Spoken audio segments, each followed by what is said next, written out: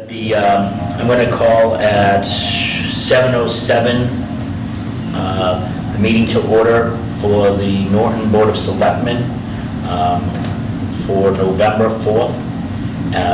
We are in person at the Norton Media Center and also online. Let the record show that Jack Conway is online, Christine DeVoe is online, and Renee Deli is online. And Meg Art said she'll be late, and we will know the time when she arrives, and myself. And Michael, Meg is on. oh, I thank you, Renee. And so Meg Arts is online. So is Bob Salvo, who is on our board. We don't need that. We will, when we get to that point of the agenda, we'll call you. We'll let you call your meeting to order when we get to that point of the agenda. At this point, I would just like to do the Pledge of Allegiance. And we'll just face forward. There's a lack of American flag in the media center right now. But I pledge allegiance to the flag of the United States of America and to the republic for which it stands, one nation, under God, indivisible, with liberty and justice for all. Thank you.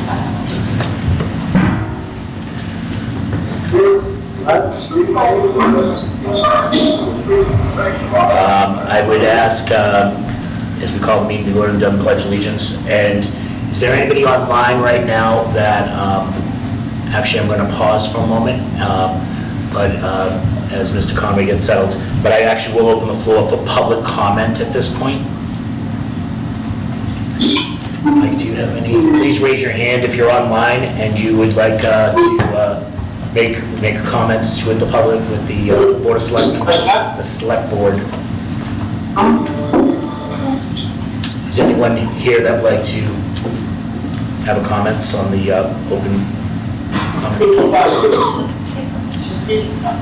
Seeing none, at this point, coming in, I'm going to pass it off, the meeting off to Chairman Conway. Thanks, Michael. You're welcome. Apologies for being late. That parking lot's pretty crowded. It is very crowded. We've got the last spot. I'm in Attleboro, I'm parked in Attleboro pretty much. I'm sure there's more from home. Good evening, everybody. So I believe the first point of business tonight will be the appointment of Water and Sewer Department Office Administrator. And we're excited to announce that Brooke Durden has accepted the position of Water and Sewer Office Administrator. Many of you know Brooke because Brooke's worked in the town clerk's office for a number of years, and it will now be transferring to the Water and Sewer Department. And I know Brooke is on tonight. Hello. Brooke. Hey, Brooke. Hi, Peter. Congratulations on the new role. Thank you. Any questions for Brooke? No, actually just for the, do you want me to wait until we read it into the record, or do you want to I have a question for the town manager. That's great. What is the, Brooke, congratulations. You're going to be placed at the clerk's office, but Mr. Town Manager, what's the process here now that Brooke has started over actually on this November 8th? What's the process to fill her seat? So Brooke's position will be posted in the town hall and with the union for 7 days. And people within the union will have the ability to apply for that position if they want to switch to that position.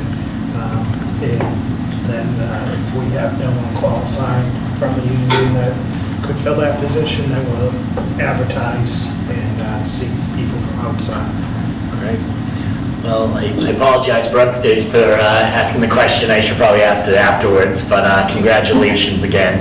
And Thank you. And do you want me to read or is Christine, do you want to read this into the public record if you have it, or I can read it? That's fine, guys. Sorry, Joe. Got it. So this is to select board from Michael Unit's town manager dated October 25th, 2021. Notice of appointment of full-time water and sewer department office administrator. I hereby notify the select board in accordance with the provisions of Article 4, Section 2, lowercase b of the Norton Charter, that in acting in my capacity as appointing authority, I have appointed the following individual as full-time water and sewer department office administrator, Brooke Durden. The appointment was made on October 25th, 2021 in accordance with the provisions of the Norton Charter and will be effective November 9, 2021, unless the select board votes to accept or reject the appointment prior to said date. However, I specifically request the board's acceptance of this appointment with an effective date of November 8, 2021. Mr. Chairman, I'd like to make a motion to approve Brooke Durden to the full-time water and sewer department office administrator. We have a second? Second. And second from Renee. We'll go to the roll. And the record show that Meg is joining us in person. Welcome, Meg. Renee? Yes. Christine? Yes. Meg? Yes. Michael? Aye. 2 MES. So congratulations, Brooke. Best of luck. Thank you so much. Thanks, Brooke, for everything you do. Thank you. Good luck, Mark. We'll make your meeting for the conference. What? Yeah, All right. Excellent. Next up, we have a joint appointment to the Norton Housing Authority with the Norton Housing Commission. Anything, Mr. Spino? They did not call their meeting into order. Okay. Mr. Chairman, so. All right. You guys would like to do so now? Mr. Chairman, Yep. I'd like to call our meeting to order.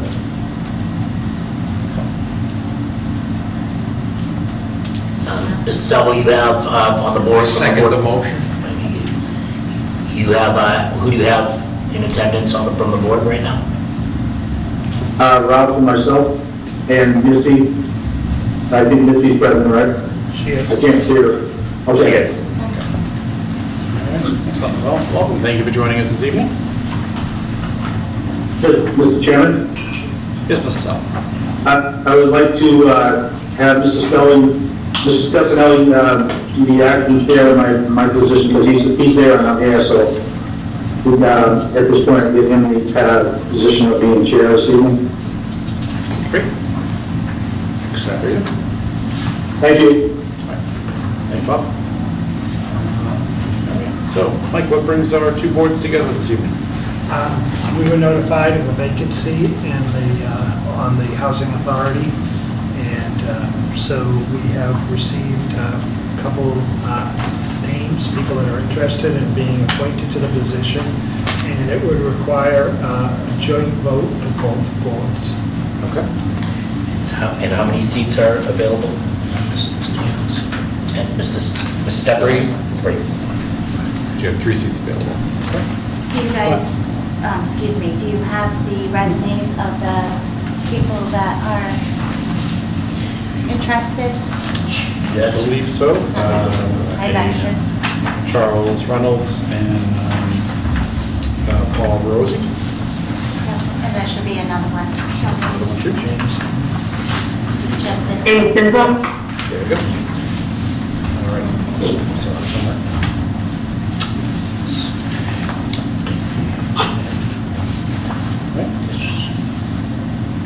So there's 3 applicants for 2 appointed seats here, and then the third one is a governor's appointment. Okay.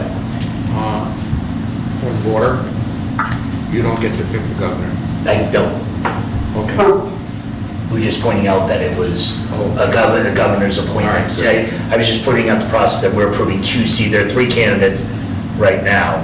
2 of them are going to be by a joint vote of the boards, Right. and then 1 will be appointed from the governor's office. Is that correct, Mr. Hughes? Sorry. Not necessarily. Through the chair, I Could be one apologize. of these candidates, but that's up to the governor. Yeah. Okay. All right. Missy, would you like to have a few words?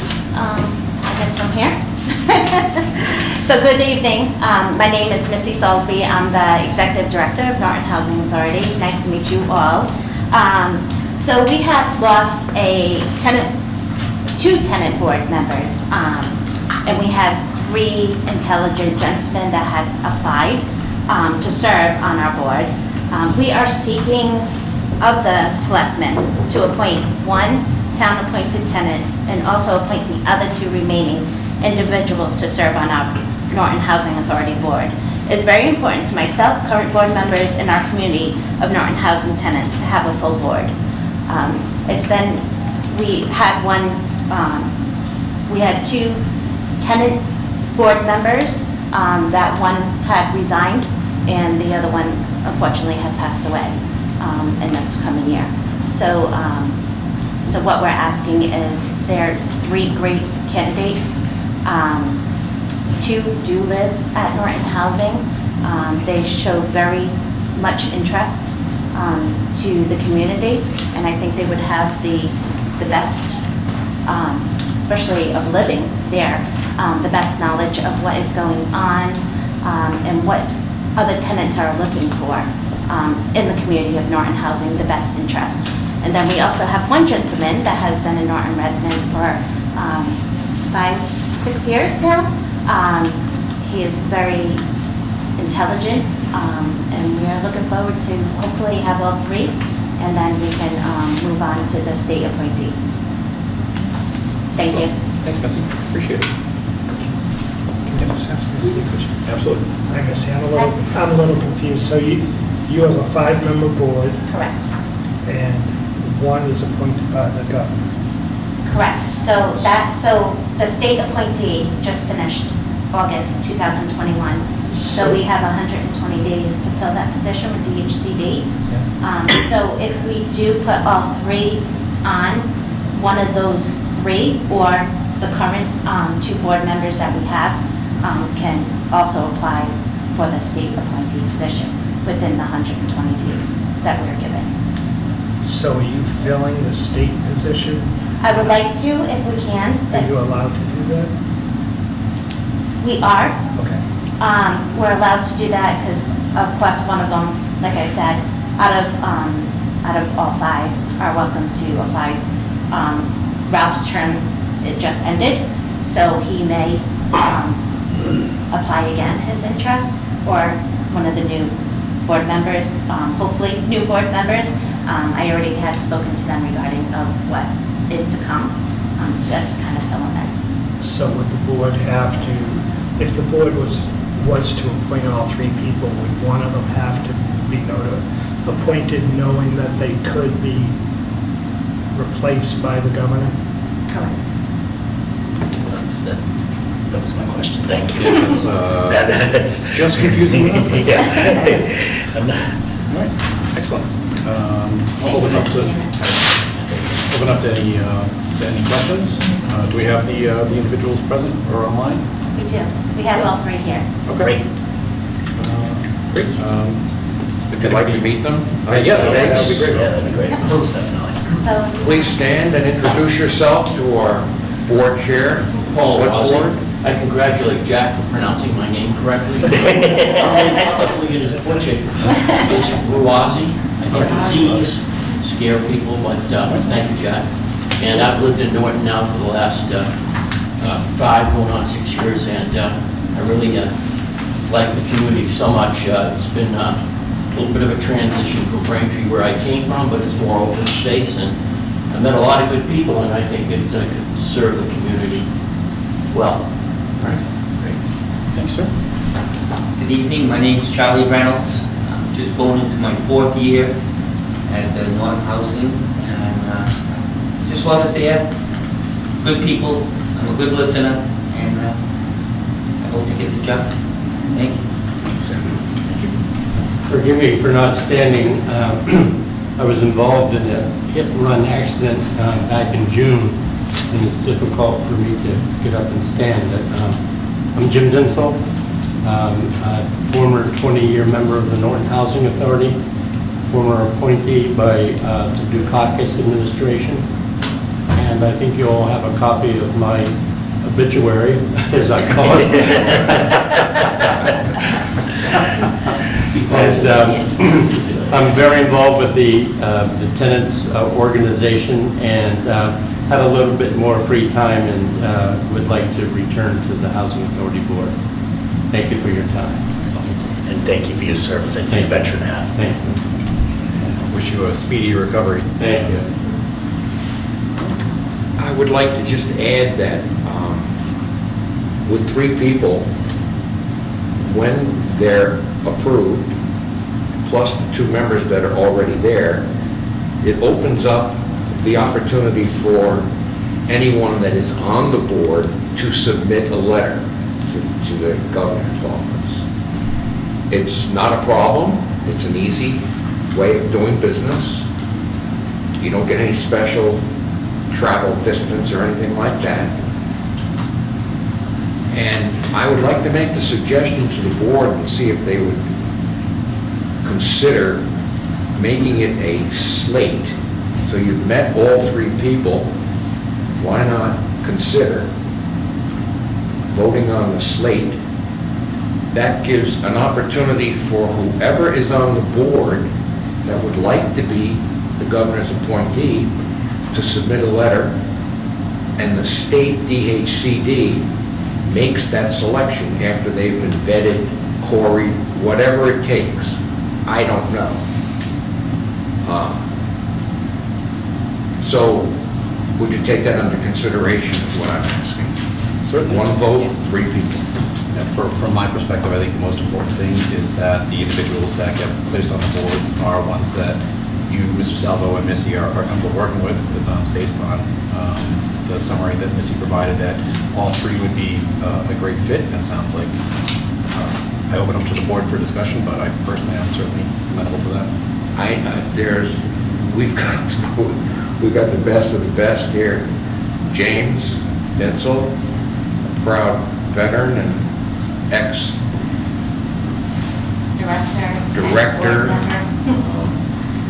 We're where we are because of his input. The lieutenant who comes to us with the requests of the community under no pressure, and a new member, Paul, who just comes to us with a beautiful resume in terms of his background in the business world. So would you consider under those conditions to make 1 vote for all 3? And whoever comes out the best from the state's point of view will be our governor's appointee. Certainly fine with that. I'm just going to open up to Renee and Christine on the Zoom. Do you have any questions? Feedback on that approach? So Jack, I'm fine with it. Okay. Okay, sorry, what's that? Yeah, no, I was going to make a motion. Go for it. Mr. Chair, I'd like to make a motion to approve the appointment of Charles Francis Reynolds III, James R.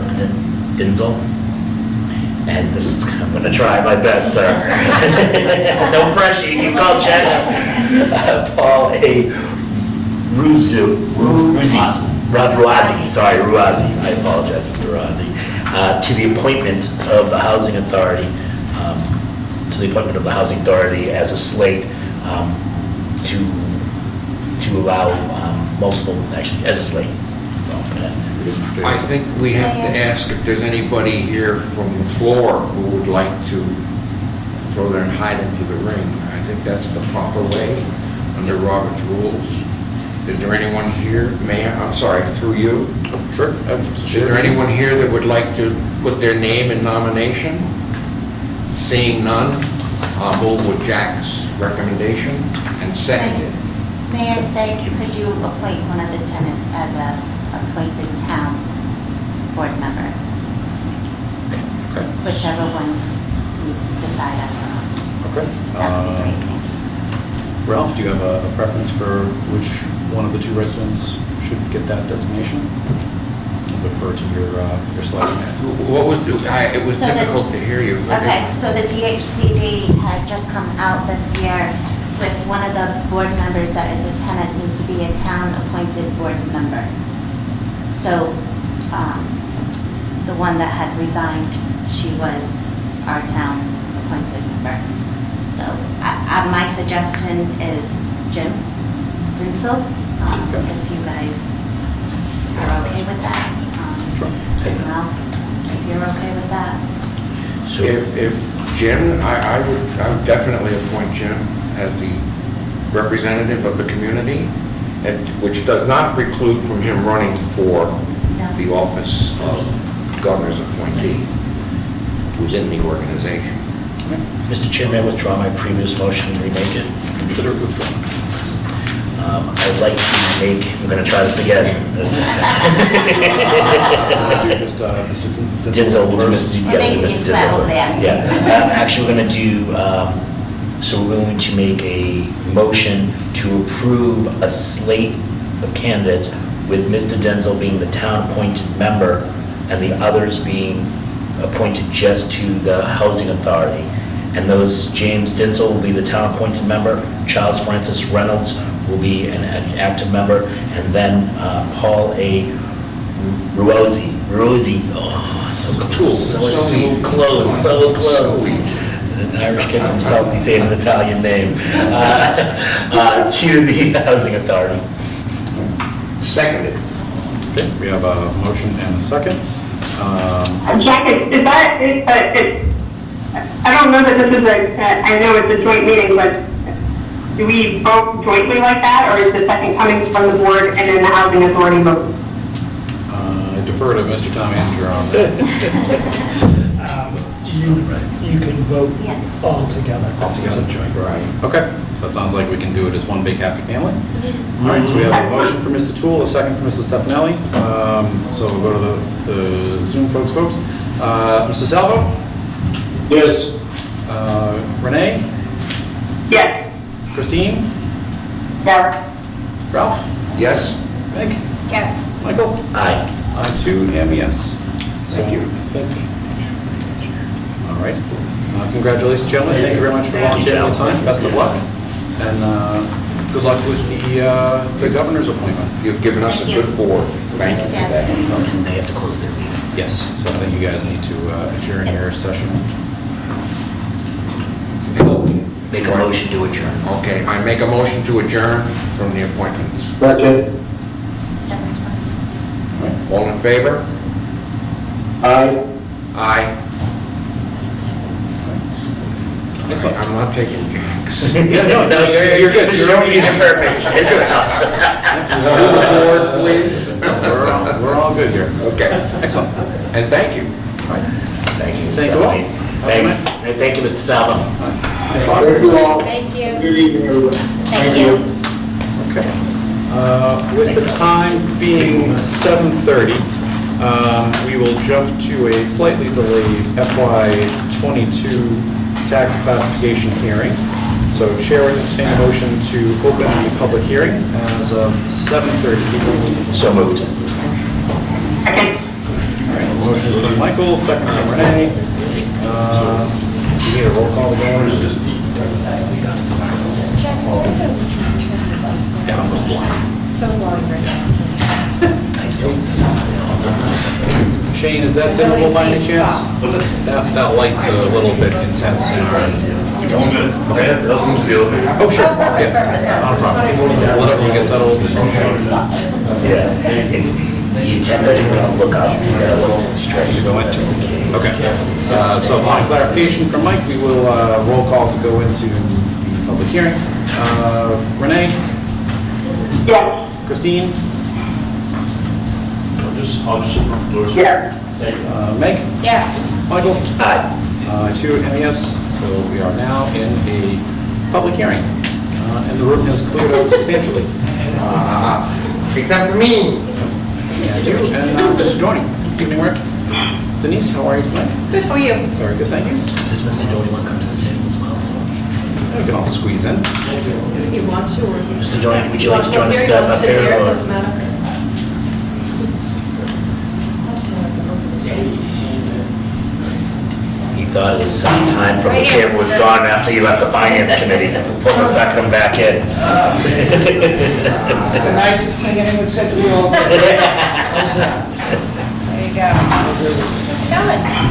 So I think Denise, this is the first time that Meg and Christine will be going through this process. So if you could provide just a little bit of background as to what the intent of this hearing is for and what it sets, that would be really beneficial. Absolutely. You ready to go? Yeah. Okay. So every year we have classification hearing. And the classification hearing is to pretty much set the tax rate, whether it's going to be a single tax rate or a split tax rate. So it's up to the board to decide what they want to do. So what I'm going to do is just give you a presentation with some information in there to help you make your decisions. Okay? Can I ask a clarifying question for the benefit of newer board members and folks at home? The tax rate determination that we made tonight does not impact the tax levy that the town is able to generate. That is limited by Prop 2.5. That's correct. That's correct. And if you decide to go with a split tax rate, that doesn't give you any more revenue. It's only just Shifting the shifting burden it, from right, residential. right, shifting it. Excellent. Thank you very much. You are. One of the biggest, probably, Mr. Chairman, it's probably one of the biggest misnomers out there. Yes. Where people think, oh, no, well, they'll put more on the commercial side. It's a total pool, and that divided up proportionally. Okay, so with the classification, there are 5 different classes. There's residential, open space, commercial, industrial, and personal property. Okay? So tonight, I'm going to put my glasses on so I can see, sorry. So, so the purpose of the hearing tonight is to decide what the minimum residential factor is going to be. So we can go from up to 150, which I'll explain in all the slides. So tonight, it's important that you make that decision tonight so that we can sign everything and get ready to get the tax rate set for the building. And that has a hard and fast deadline from the state of, I want to say it's sometime at the end of November. So by the end of November, we want to get everything in so that we get the tax bills out by the end of November, so get them all done. Can I just comment on that? Sure. So what, the tax bills, the treasurer, the town treasurer collector needs to get everything out by the end of November, so that, because the tax bills are due by December 1st. and Right. They have to be printed. And the whole process from here until that is, it can take 2 to 3 weeks. Correct. Because files have to, everything has to be approved, and files have to be transferred, so it's a long process. So it's really important that we can hopefully get it done tonight and then move forward. So again, tonight, it's either a single tax rate, a multiple tax rate, just a little information. If it's a residential factor of 1, that will result in a single tax rate. If it's less than 1, then it'll be a split tax rate. And again, by shifting the taxes onto the commercial, industrial, and personal property, again, does not collect any more revenue. And so just one thing is property assessments.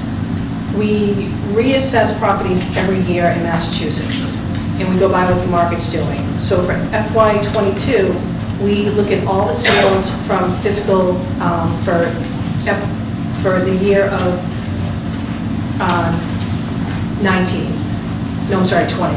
We're always 2 years behind. So we looked at all the sales from 2020, and we'd like to stay within 90 to 110% of that sale price in there. We always try to stay around 95% in Norton, so this year we came in at 96%. So we're still on the low side, which is nice. Mr. Chairman, do you want questions at the end? Do you want to save them, or do you want to? Whatever, it doesn't matter to me. How does the board and how does the company that we use that helps us over the state with the valuation, how do you control, the real estate valuations are through the roof right now. They are. How do you, and this thing looks like it's going to pop sooner or later. How do you control the ups and downs? We really can't control, because everything that we do is certified by the state. So what happens is we send in, I'm going to show you one of the sheets, we send in all of our numbers. Yep. We send that to the state, they take a look at it, and if there's any issues with it, then they send it back to us. They look at all the sales that have happened, and if there's any outliers, then they'll question us on them. There's always a few outliers, obviously, but it's really up to them to decide. Okay. So we really don't have any control over what the market does. So we just have to go with what it is. Yeah. So, new growth. For anybody who doesn't know what new growth is, it's anything that's been added to the land or to the home. So for instance, if we have new construction, that's new growth. If it's a single-family home or any kind of a dwelling, and they add an addition to it, that's new growth. Decks, porches, anything that's on the real estate is considered new growth. Swimming pools and all that. In-ground pools, but not above-ground pools. But if you have an above-ground pool with a deck, the deck is new growth, but not the pool itself. Sheds, any of those things. Sure. And that's, I think, why permitting is important, where we have that tie-in, or that, everything circles back to permitting is, a step in a process that, verifies everything that's being happened, from any minor addition that needs a permit, and so it's all tied in. And just so you know, that's what our office does. So we get a notification from the building department that the permits, and we go out once a year and we look at all the permits. We measure the decks, we measure the homes, we do all of that. So by the time we start that and finish it, it's usually, and also with the commercial, it's usually done by the end of September, very beginning of October, and that's when we start getting our numbers in, and that's when the state starts approving everything. So everything has to be in before we can send anything to the state. How does our growth, have you ever looked, or does the state benchmark our growth to our area? How does our growth compare to other towns similarized? Do you know, have you looked at that, or is that? I looked at it real quick, but I didn't put anything in the chart. I can do that for next year if you want. Yeah. But I looked at a few, and it's pretty similar. It is. The way we are right now, yeah. Obviously, some areas are going up, a lot more than others. Right. But we've improved over the last few years. So what I did here is just, I did a chart for the new growth. So I started around 2015, and as you can see, the new growth has been going up. 2019, that's when Elm Island came in, and I think they pretty much finished. That's why you see such high growth there. And then we started to come down and pretty much level off. I think maybe, we're down a little bit this year.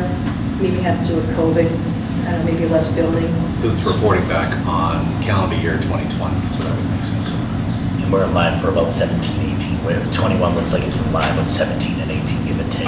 Well, probably. So the new growth isn't from 2020. New growth is from July of 21 until June 30th and 22. yes, July of 19 through 21, 20 to 21, I'm sorry. Well, no, July, June 30th. yes, it's the fiscal year. So we are a 653 community, which means that we can pick up new growth until June 30th. Not all communities can do that. Most can, but not everybody can.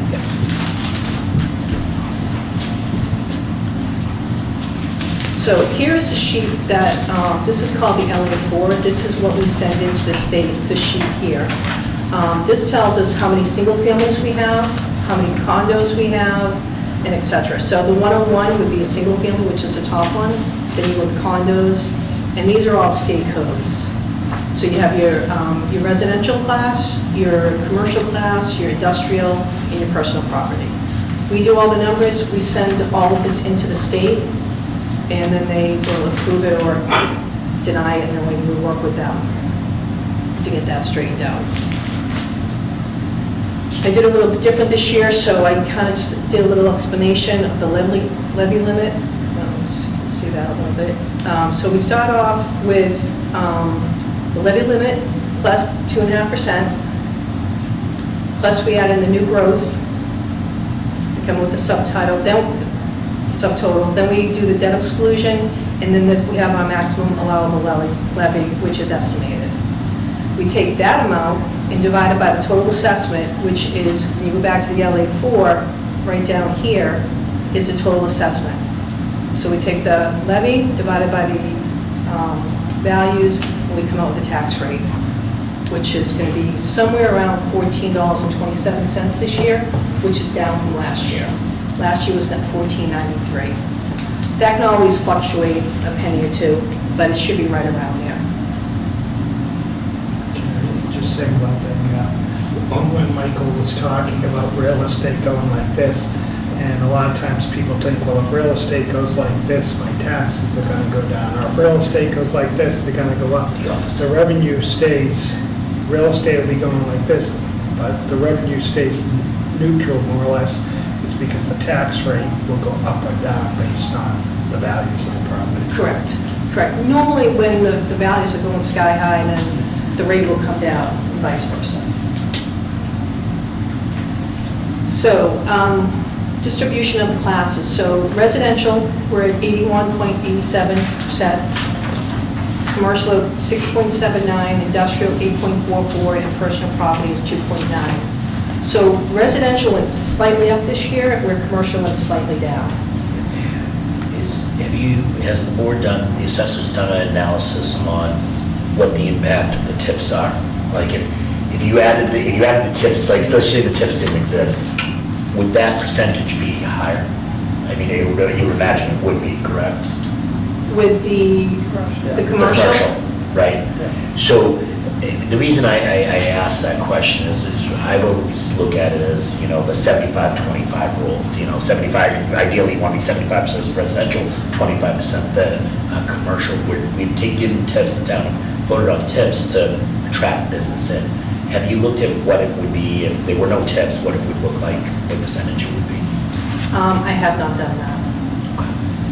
I'd be curious what that would be without tips, because not that I want to stop it or change just because we have to attract more business into town, but I feel that when we look at percentages, it presents a skewed number, right?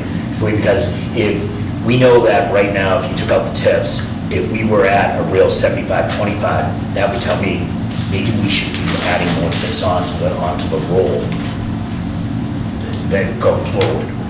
So just something that I want, is there any way that you might be able to share that even after this meeting with us? I can look into it and see if I can figure it all out, sure. I know that's a difficult task, right? Because there's so many fluctuations of years. Right. But I think that's the way, I don't support a split rate as Jen personally. I mean, we'll talk about that on the board, but I really would love to see, take away the tips, what we're really at, so. I think, Hey Denise, Yep, yes. if I can just ask a quick question, if you're going to cover it later, that's fine. Looking at the percentages there for commercial industrial, did we actually decrease by like 2 or 3%? 2 or 3%, let's see. So the next right here is the numbers on this chart. Yeah. So you can see where everything's changing. So last year, residential was at 81.33. This year, it at 81.87. So it looks like it remains Slightly, not a lot. somewhat flat, yeah. It just, I felt like we were up around the 18% mark for commercial and industrial together. It still is around 18%. If you add it together. If you add that all together, I came with 15. Yeah, if you're at 81 point, It's 15.23 right now, Yeah. but that's why I was asking, because I thought we were around 18. I thought so Last too, year. right? I thought we were about 17 as well, right? The personal properties, I usually figured in with the. Yes, Okay, yeah. personal property is. It is, yeah, I was All right, so that correct. puts us at 17. Made me panic for a second. Like, wait a minute, I got 18. So realistically, if you add the commercial, industrial, And personal property, Yeah. we are at 18.13. Yes. That was actually a question I didn't ask, thank you. So this graph just shows you what's going on in the town, with the residential and the commercial. Gives you kind of a good idea. And then I just did this graph to give you a better idea, of the pie, So this is all obviously residential, personal property, and so on. And how does that fare to other towns? I didn't do a comparison. I'm to just other curious, towns. like, is that normal, are we trending? I think, well, we're pretty, high in yeah, I residential? have a couple of towns in here that I think I might have in here. Yeah. Let me just see one of those. I just have no idea, like, what, So I looked at a little of this, Mr. Chairman. So I looked at this before this meeting, and I didn't look at a town like Mansfield. I just didn't, it's unrealistic. You look at Mansfield's ratio, but if you look at rated towns with our similar population, with our similar demographic, it seems like it's close. It's heavier residential than it is commercial. I don't think it's fair to compare us to Foxborough or Mansfield. It's not really. So on this slide here, I did the surrounding towns to give you an idea. Oh, All right, so Easton, they're at 88%, or 11, almost 12% CIP. They don't have a split tax rate. All these other towns, you know, they're completely different from Norton, in my opinion. But I just wanted to show you what the surrounding towns were doing. So they were all, you know, there's a couple here that are in the 80s, 81%, 88%. Does that help you? Yeah, Okay. I just had no idea. Mike, have we, Mr. Chairman, Matt? Of course. Mr. Mike, we talked about this for a while. Have we identified which towns we should be benchmarking ourselves with? We've talked about this for probably the last year, that I think it's unfair to benchmark us against Mansfield, even though they're our neighbor, or Foxborough. You know, where, you know, if we look at populations, a town like Holden might be a little bit better than. Towns that I would say is similar to us are Rockland, Pembroke. You know, that you would compare towns that are like us, tax valuation, industrial, commercial, and then you also look at your neighboring towns. But, you know, those towns have just a couple that I can think off the top of my head that are similar size, similar commercial base. I don't know if you guys have looked at the assessments, if you think of any others. I can look at that for next year, Yeah. you know, get it in there. I would like to almost agree, like, okay, for the next year or two, we're gonna kind of benchmark, because this also, when we look at salaries, we look at, you know, structure, we're trying to find a benchmark, well, how's the other towns doing? And, you know, when you have a commercial where it's 60-40 commercial versus residential, I think it's an unfair thing on certain aspects.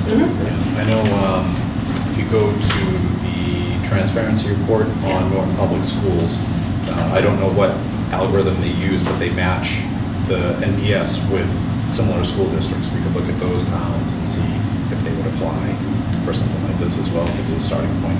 Yeah, actually, Michelle Brown is assistant to the town manager, actually shared a website that basically shared all the town's information per area, per road miles and all that. And I thought it was, I'll share that with the board as well. Deep down the rabbit hole on last year. The state has so many amazing resources. Yeah. It's like drinking from a fire hose. It's really tough to filter out and get what you really want to understand. Absolutely. Absolutely.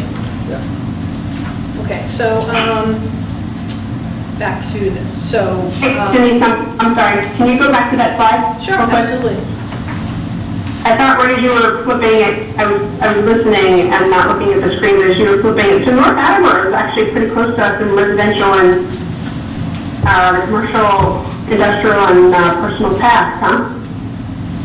Which is off tenths of a percentage. They are, Population-wise, I think. but I think, you know, they're a much bigger town.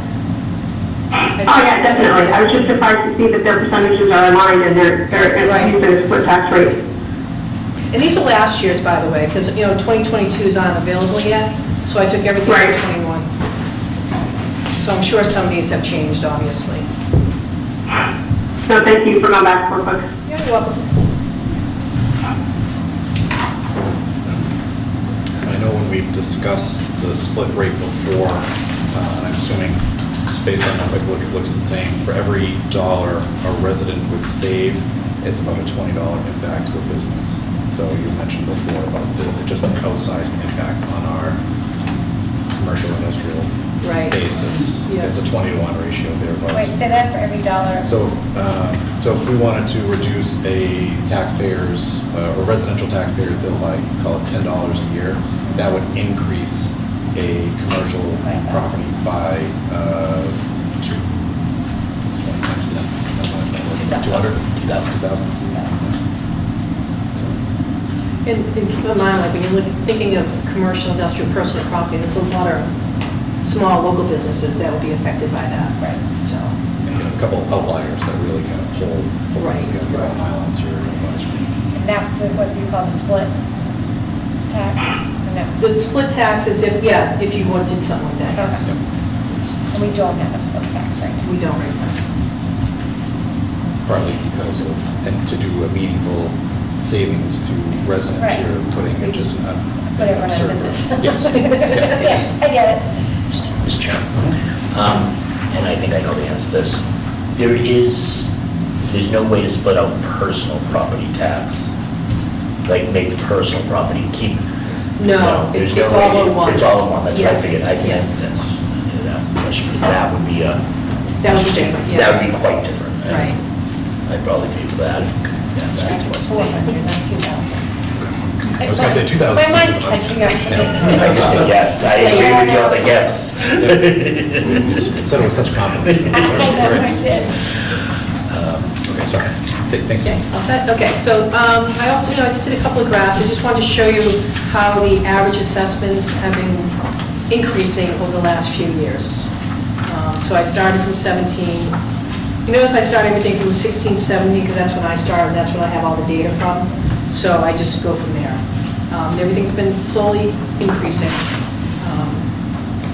going up, so.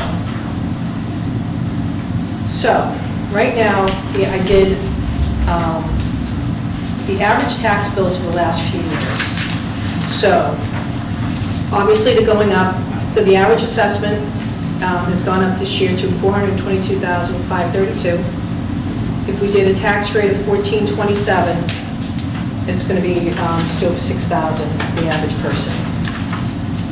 Condominium, the average tax bill is going to be about $4,600, and for the average CIP, it's going to be, close to $15,000. And obviously, that's going to go up.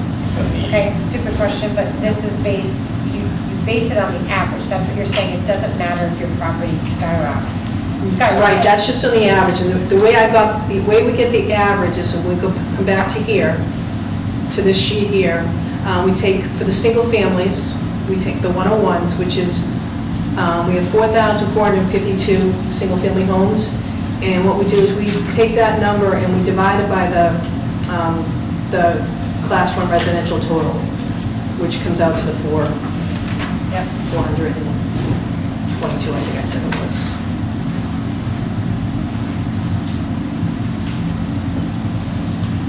Yeah, so some people are going to be a lot higher, and some people are definitely going to be lower, no question. And the average assessed single home value has gone up from 383 to 422.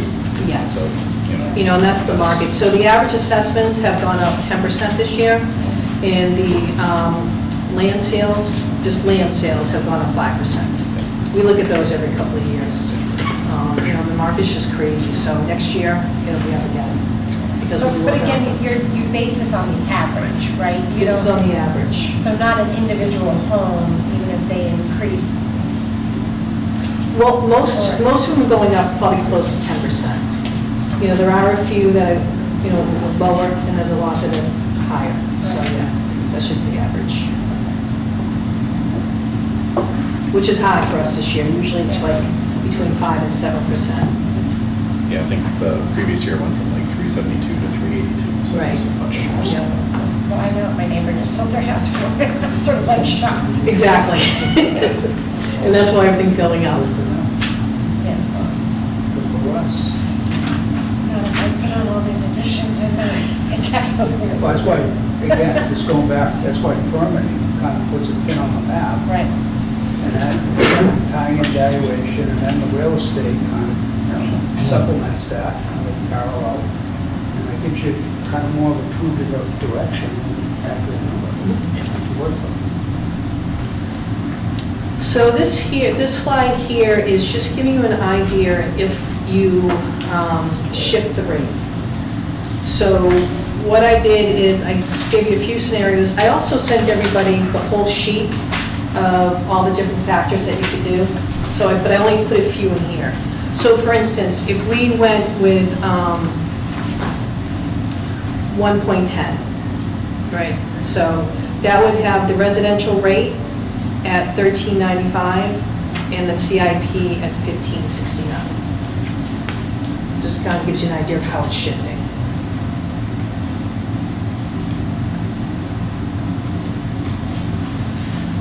Can I ask, once you split the rate, it's an annual decision, correct? Yes. Okay, so, I mean, we're not there yet, but, I mean, may or may not be there yet.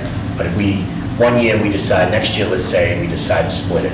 The year after, if we see the numbers and it's not supporting it, you can go back to a basic flat rate, correct? I guess you could, but I don't know if the state would like really approve you going up and down every single year though. Yeah. That might be tough, you know, maybe in a few years, but. And is there, let me ask this, if you split it, but you keep both rates the same, Well, is then- that? No, because that wouldn't be a split. Okay, you can't split it, but keep both rates. Know that you have two tax rates right Yeah. now, that you can't split it. It's either you have to increase, you have to have a separation. Right, yeah, you have to keep it, either split it or you don't, so it's one tax rate or two tax rates. Some may ask why I would do that. It's cheaper. You only take the punch in the face once, Yeah. you do the votes, and then you just level up, and then you have the option Right. or for the split. Right, You could I raise kind of both. think that question comes up every year. Yeah. But, yeah, no, we can't have the split tax rate with one rate. Okay. Sorry, Mr. Chairman. Any other questions on this? Just want to clarify my earlier statement. It looks like, I had said it was about $1 to $20. It looks like for these figures, it's about $1 to every 14. So for every dollar residential homeowner, it would cost a CIP $14. $14. So well, that's going to do a multiplication. I'm punting on that. Okay. So the other thing I put in here that the board usually likes, this is so this will give you an idea as well. So this is just a hypothetical split tax rate. So for the single family, which is, I did a few different things. We have single family condos and the CIP.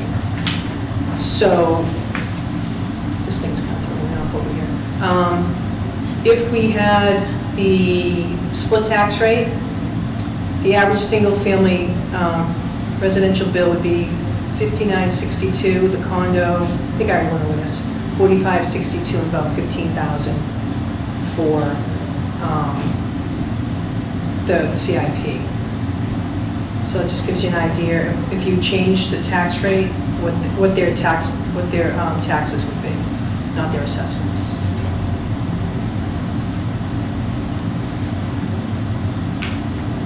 And the next slide, I put in the 10 top taxpayers. The board usually likes to see that.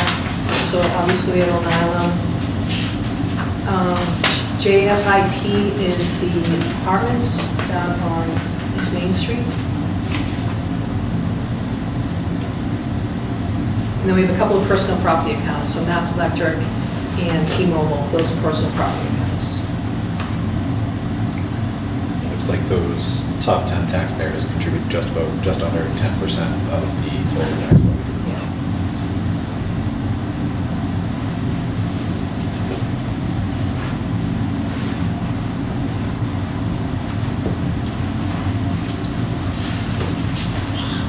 Any questions? We already went over this one here. So then we have a couple other things that we have to take a look at. We have open space discount. So open space discount is land which is not otherwise classified under like Chapter 61, Chapter 61 A and B. We do not have any of that in Norton. We don't have any properties that come under that. And I did look through the state to see 351 cities and towns. There's probably about 20 towns that have it. And it's either on the Cape or out in the western part of the state. There's a couple around here. But we have the land preservation. So any land usually ends up in there. So we don't have any properties that I'm aware of that would classify for this. So, can I just could you Yeah. clarify that for me? So because we have a lot of, obviously, conservation restricted land. Yeah. they would not qualify within here, or they did qualify in here for valuation. So if there was a piece of land that has a conservation restriction, would that add to the valuation, take away from the valuation? So I did look at that, I looked at all the conservation land, and it seems like it's in the land preservation. It's like kind of under there, under that. And that does not get valued, that we don't get a discount or No, any it's just benefit? exempt. It's exempt. It's exempt.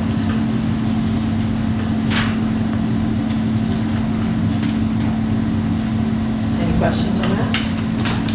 But it's like, I know you can't tax Wheaton, but is there anything that comes from the Wheaton property? Sure, they get taxed on some things, absolutely.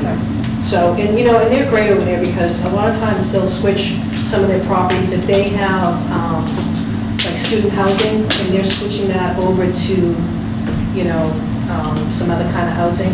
They'll let us know, so we'll take it out of the exempt status and put it into a taxable status. So they're good, they will let us know what's going on in there. And we do tax them on a lot of their properties. But it's not, obviously, it's not in our top 10, so Oh, it's no, really not no, even no. close. Okay. No, but we do get some money from them. And then there's what's called the residential exemption, and this is primarily used in cities, like Boston and Cambridge. It's designed to give relief to taxpayers with the property has to be their domicile. Again, we don't have that here. That's something you can think about, but I don't really see the point in having it here. But it's something that you do have to vote on, so. And in the cities, it's really to try and prevent absentee landlords. Exactly. Thank you, Mike. Then there's also something you have to vote on, it's called the small commercial exemption. It's an exemption up to 10% of the property valuation of the commercial properties only. The eligible businesses can't have more than 10 employees, as certified by the Department of Employment. One business in the building cannot qualify unless every business qualifies, and the exemption goes to the building owner, not to the businesses.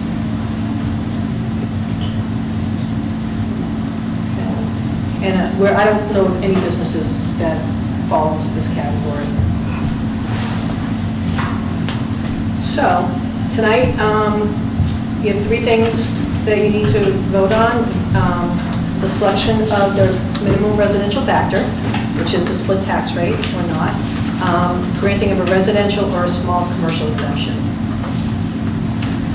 Let's open it up for questions.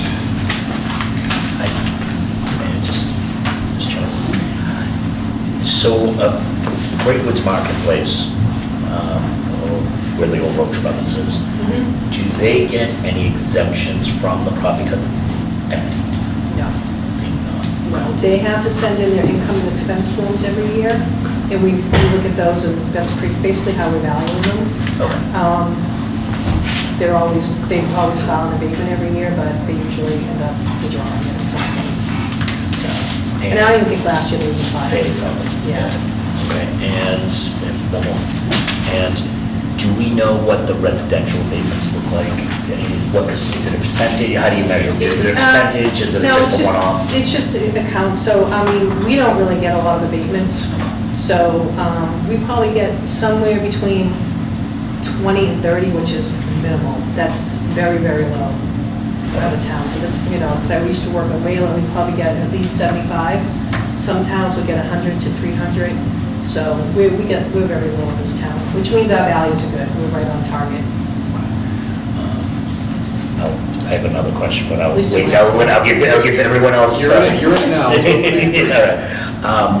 We know that an island has come to the select board because of some improper consulting mistakes on the valuations of that property.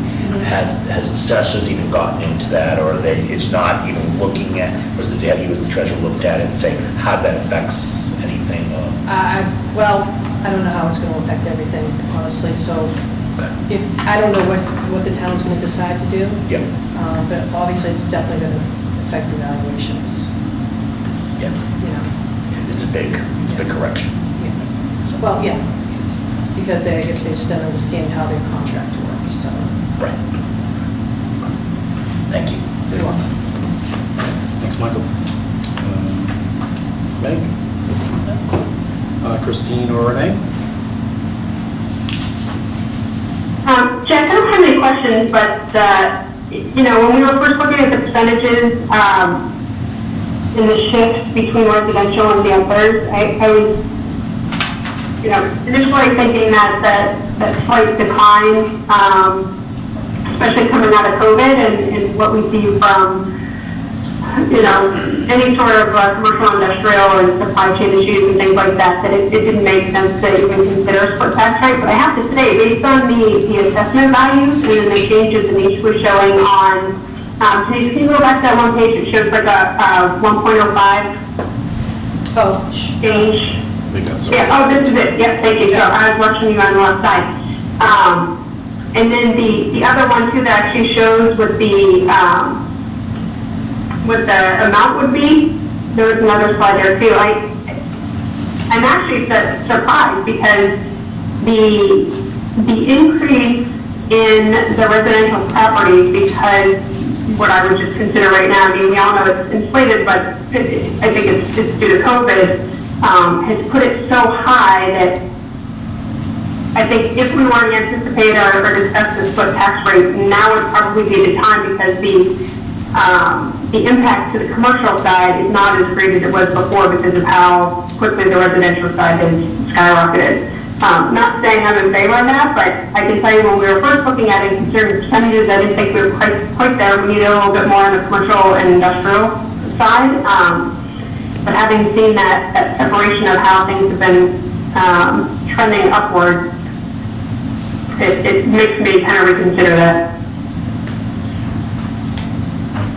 Renee, I would agree with you. I think this is, out of all the years, I mean, I only was part of the voting board last year, but this is something I've been watching for several years. I think this is the year, if we were going to do it, this would probably be the year, depending on how the board did it. I really am curious, and we'll get the numbers later, because I know it's a Herculean task, because if you remove the TIFs, what rate we're at. For me, I've always been focused on that 75-25 number, right? That's going to get me, like, without a doubt, I won't, that's when we definitely look at splitting it, but this is the year that it's not as big, and to your point, it's not, the differential isn't as big as it has in years past, so.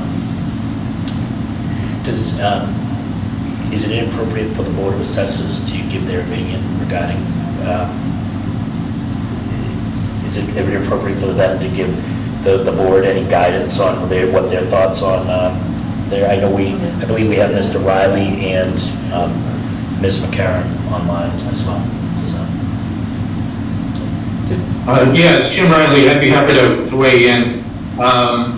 So I think Denise did a wonderful job on the presentation. I think one of the big things that for a lot of years people just didn't understand with the split tax rate is the concept that if we split the tax rate and charge a higher tax rate for commercial than residential, that we would actually get more revenue for the town. And that's just not the case. So it is purely just a shift. So we can't buy another fire truck or anything like that just because we shift the rate. So I think this year made it I very much appreciate. The other piece I think we should take a look at is we just had the state approach us with some land over on 495 and approach us about having that rezoned industrial. And I think that most businesses, when they look at coming to town, they do look at whether you have a split rate or not. And if they see no split rate, then they feel like they're getting treated, just like all the residents.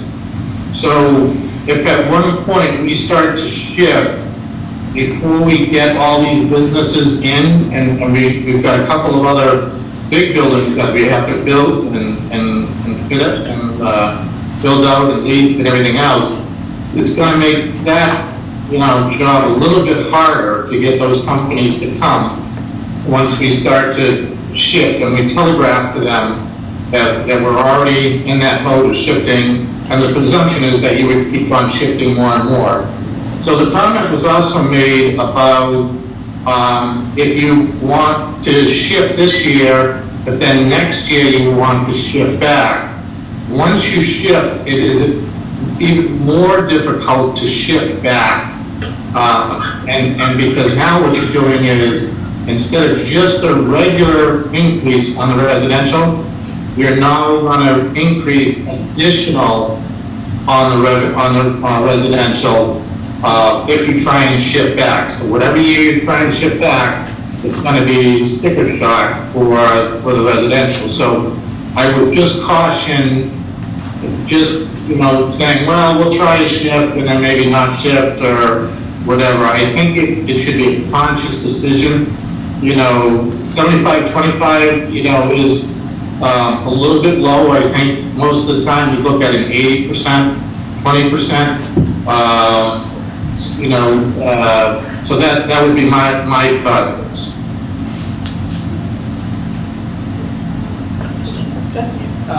I would just add to what Jim was just saying, that,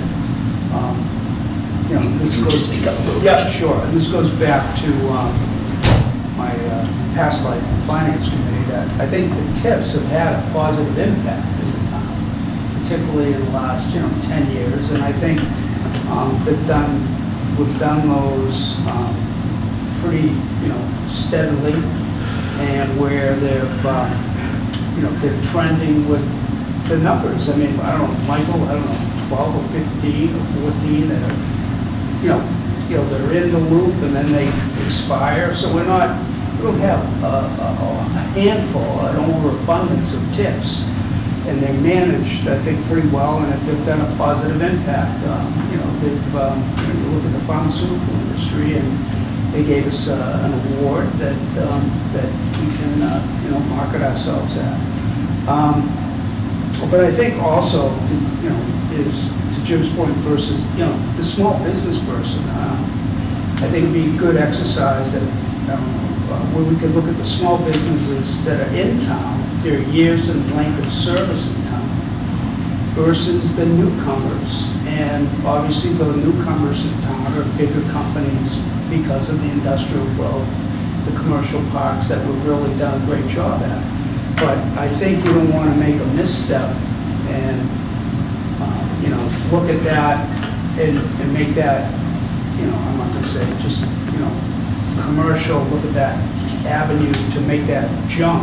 I think if you keep on a small incremental steps, look at it as a micro type of thing, and manage it appropriately, I think that's the way to go. Because I think that it gets everybody's involved. I think the small business person is very important to the town. Very important.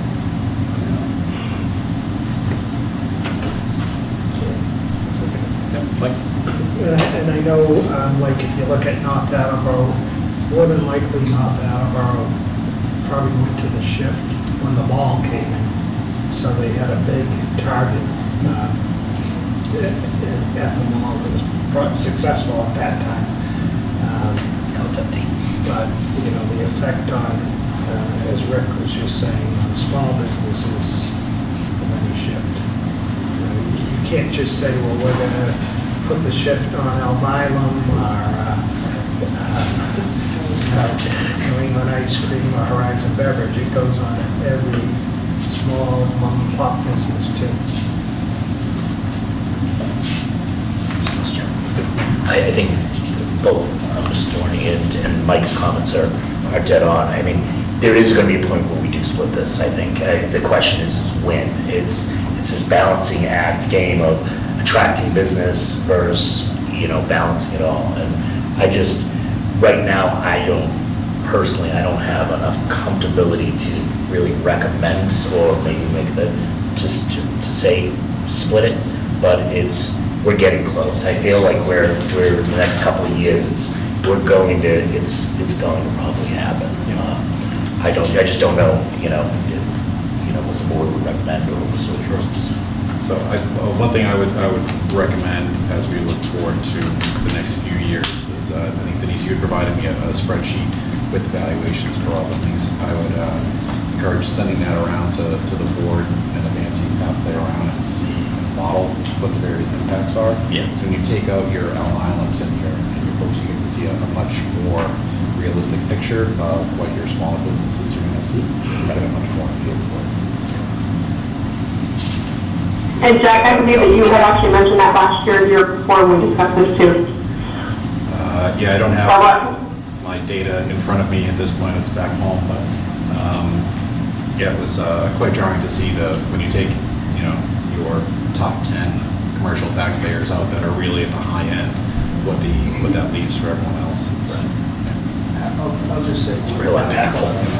I think just me being what I do professionally as a salesperson on the road, it's nothing more disappointing to see strip malls and vacant for lease signs. It's an eyesore to the town, and so I think it's best to just be focused in a myopic way and manage accordingly. I would echo that, right? I mean, we get 2 complaints at me as select board member: vacant retail space and traffic. And those are the 2 things that we hear over and over again.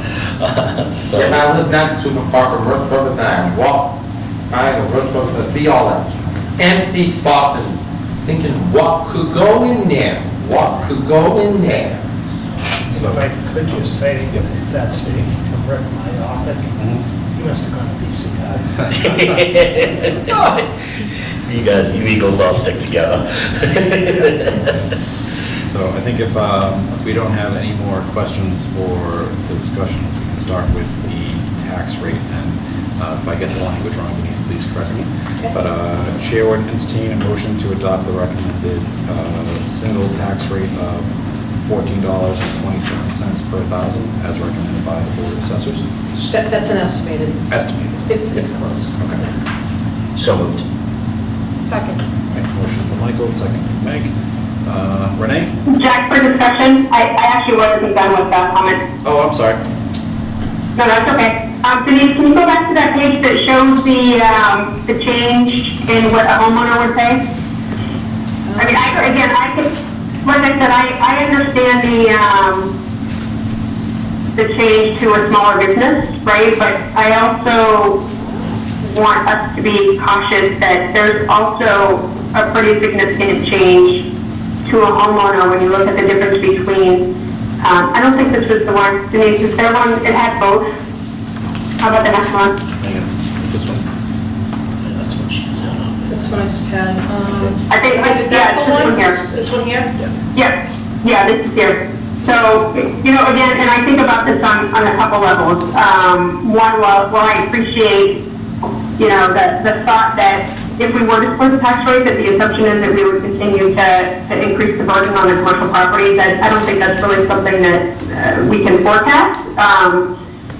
And, you know, I think about the overall impact as well, and we heard this at the town meeting when we were talking about the debt exclusion, right? Like people who can't afford their tax bill and things like that. And so when I look at something where we have the opportunity with a minor shift to not increase somebody's tax bill over the $6,000 here and increase a commercial one less than what we would typically do, again, this is why I thought that, you know, there's a potential for us to split it. And I say that because while businesses have been impacted by COVID, people have too, right? And it's nice to see that our residential went up, the overall percentage went up. But I think it's something that we need to consider because we do have that debt exclusion out there as well. And like I said, when we were first talking about this, I wasn't thinking about splitting it all. I would prefer for our commercial and industrial and the personal property to go up a little bit higher. But I don't think based on the other towns' information that if we were to split this slightly, that's going to persuade people to look elsewhere because we are still at a pretty low tax rate, even if we did a minimal shift like this. And especially, I'll be honest, especially with the area off of 495, it's prime real estate. And in all the conversations that I've had with people through the EDC on Cummings Norton, never once have they talked about the tax rate. It's a non-issue. So just something for the board to consider.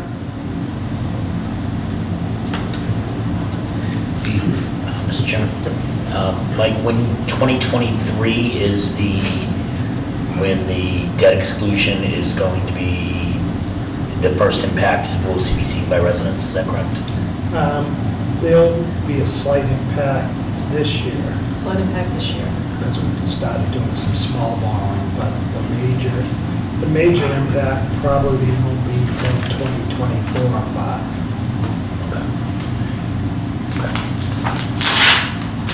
I think that was on one of your earlier slides. Yeah, so go back to $1 million. that sheet with the LA4, that, it shows you that the debt exclusion is in there, right here. Yeah. That's right. And hey, Mike, do you have estimates on the percentage, like, should the remaining buildings get built in Blue Star? And is there a change to any of the existing property that doesn't have a building on it? What would that percentage shift look like? Can you repeat that question, Renee? I'm sorry, I didn't understand I didn't understand it. What was the question? It was to Mike in respect to the percentage shift in the commercial and industrial properties, assuming that the Blue Star buildings that are proposed would be built. Like, do we anticipate that takes us up about 2%? So you're not talking about the building that's under construction right now? Yeah, the building under construction, one retail building that I believe still doesn't have tenants in it. And then I think there's maybe one more that's proposed. So Home Depot, their building's being built now, and then Yale Appliance, or Yale Electric, Yale Appliance, that'll be the next one under construction. I'd have to check with him and see what the values would be on those buildings. Okay, and those would take effect, the expectation that they will be built this year in 2022, right? So Home Depot, maybe, I mean, their walls are going up now, and that might be done by June 30th, so that would be on the rolls. I don't know whether a portion of Yale will be up or not, but possibly about June, there'll be a portion that will be assessed. Okay, I was thinking calendar year, Mike, sorry, not fiscal. Oh, okay. Yeah, definitely by 2022, Home Depot will be done, and a good portion of Yale should be done by then. Okay. End of calendar year. End of calendar year 2022. So potentially when we have this discussion again next year, we might have better insight into what that percentage change would be, right? Absolutely. Okay, thank you. Repeat the motion. Can you repeat the motion, Mr. Chairman? Absolutely. So there is a motion on this and a second to accept the recommendation of an estimated $14.27 per thousand as made by the Board of Assessors for a single tax rate. Second, so moved. Yep. Second. Motion and a second. Any further discussion? Go to the vote. Renee? Yes. Christine? Yes. Meg? Yes. Michael? Aye. I too am a yes. Now we have to do open spaces and residential exception. Yes. All right, so we move in the affirmative, and so Chair would entertain a motion to approve the open space exemption as presented by the Board of Assessors this evening. Could you put up the open space slide just so people know, not that it really matters, but for the meeting portion? Yep. Sure. So moved. Second. Okay. We have a motion and a second. And to clarify, the recommendation from the Board of Assessors is that an open space exemption is not necessary or recommended for not because we don't Correct, have because we don't have properties. any properties that Okay. fall under that. All right. Okay, so a yes vote would put it in, a no would say no, to the line with the Board of Assessors. As if that's not confusing enough. Renee? No. Christine? No. Meg? No. Michael? Nay. I am a no as well. All right, got through that one. And then the second is the residential exception, which is, no, small business exception? Actually, we Residential. do the residential and then we'll do the small commercial. Okay. So we have three of them. All right, Chair would entertain a motion to adopt a residential exception. So moved. Second. Okay. Renee? No. Christine? No. Meg? No. Michael? Nay. I'm a no as well. And then the small business. And the small. All right, we'll get this. Chair would entertain a motion to adopt a small commercial exemption.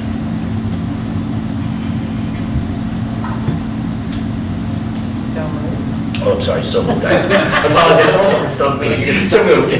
Yeah, seconded. All right, so motion from Meg, second from Thanks, Michael. Renee? For discussion, Jeff? Absolutely.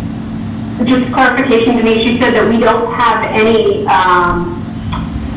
businesses that would qualify in this? Right, I'm not aware of any, and then if it was, the exemption would go to the owner of the building, not the businesses. Right, but the intent is that because the owner of the building gets a reduction, that it would be passed on to the business as well? Yeah. That's the expectation? That would be The expectation, I not don't really know the what happened. Yeah, but we don't have any that I'm aware of in town. Okay. Another question. Yep, Michael's got a question, right? Yep. Mike, is this the exemption that we talk about when we talk about Great Woods Marketplace? We can't pass it through to there's no mechanism to pass it through there. Is this the exemption that falls in there where that pass-through isn't allowable? No, that was, we were talking about tips. Okay. I just want to make sure that this wouldn't take that. I know right now that isn't done, it's all about the construction anyways, but I wasn't sure if this would eliminate that pass-through then. Do you understand? So Yeah. if someone rents, if we try to attract business and fill that plaza, Right. if we want to give a tax exemption, but it's more of it's on the line with the tips. So. Okay. All right, so we have a motion and a second. Any further questions or discussion? Seeing none. Renee? No. Christine? No. Meg? No. Michael? No. I am a no as well. All right. How'd we do, Denise? Excellent, thank you. Mr. Chairman? It's getting a little easier every year. Mr. Chairman, may I just have one more question for the assessors, and this is for future years. This is one of the things that I made comments on. It seems like we're getting close to possibly a split rate. It's a lot of information to digest. You guys are doing a great job and stuff. Is there anything in the next probably year or so that maybe we start to process a little, so even informational instead of non-votes? That might, maybe it's one thing at a time, or I don't know. So, not really. So it's basically the same presentation that I give you, but it's all about the numbers, and the numbers are tight, too tight. So I try to get everything to you as soon as I can. A lot of times, you might not even get it till today. You know, it all depends, it's all based on the state. When are they gonna look at my numbers? When are they gonna approve everything? So it's... I wanted to ask the question, and I don't want to interfere with the assessors, the work the assessors are doing, and yourself and your team are doing. It just, We get everything that we can in as soon as possible. We try to get everything by October 1st, that we get our numbers together, which we work on all year long, by the way. It's a daily thing that we're working on, but the final numbers have to be in.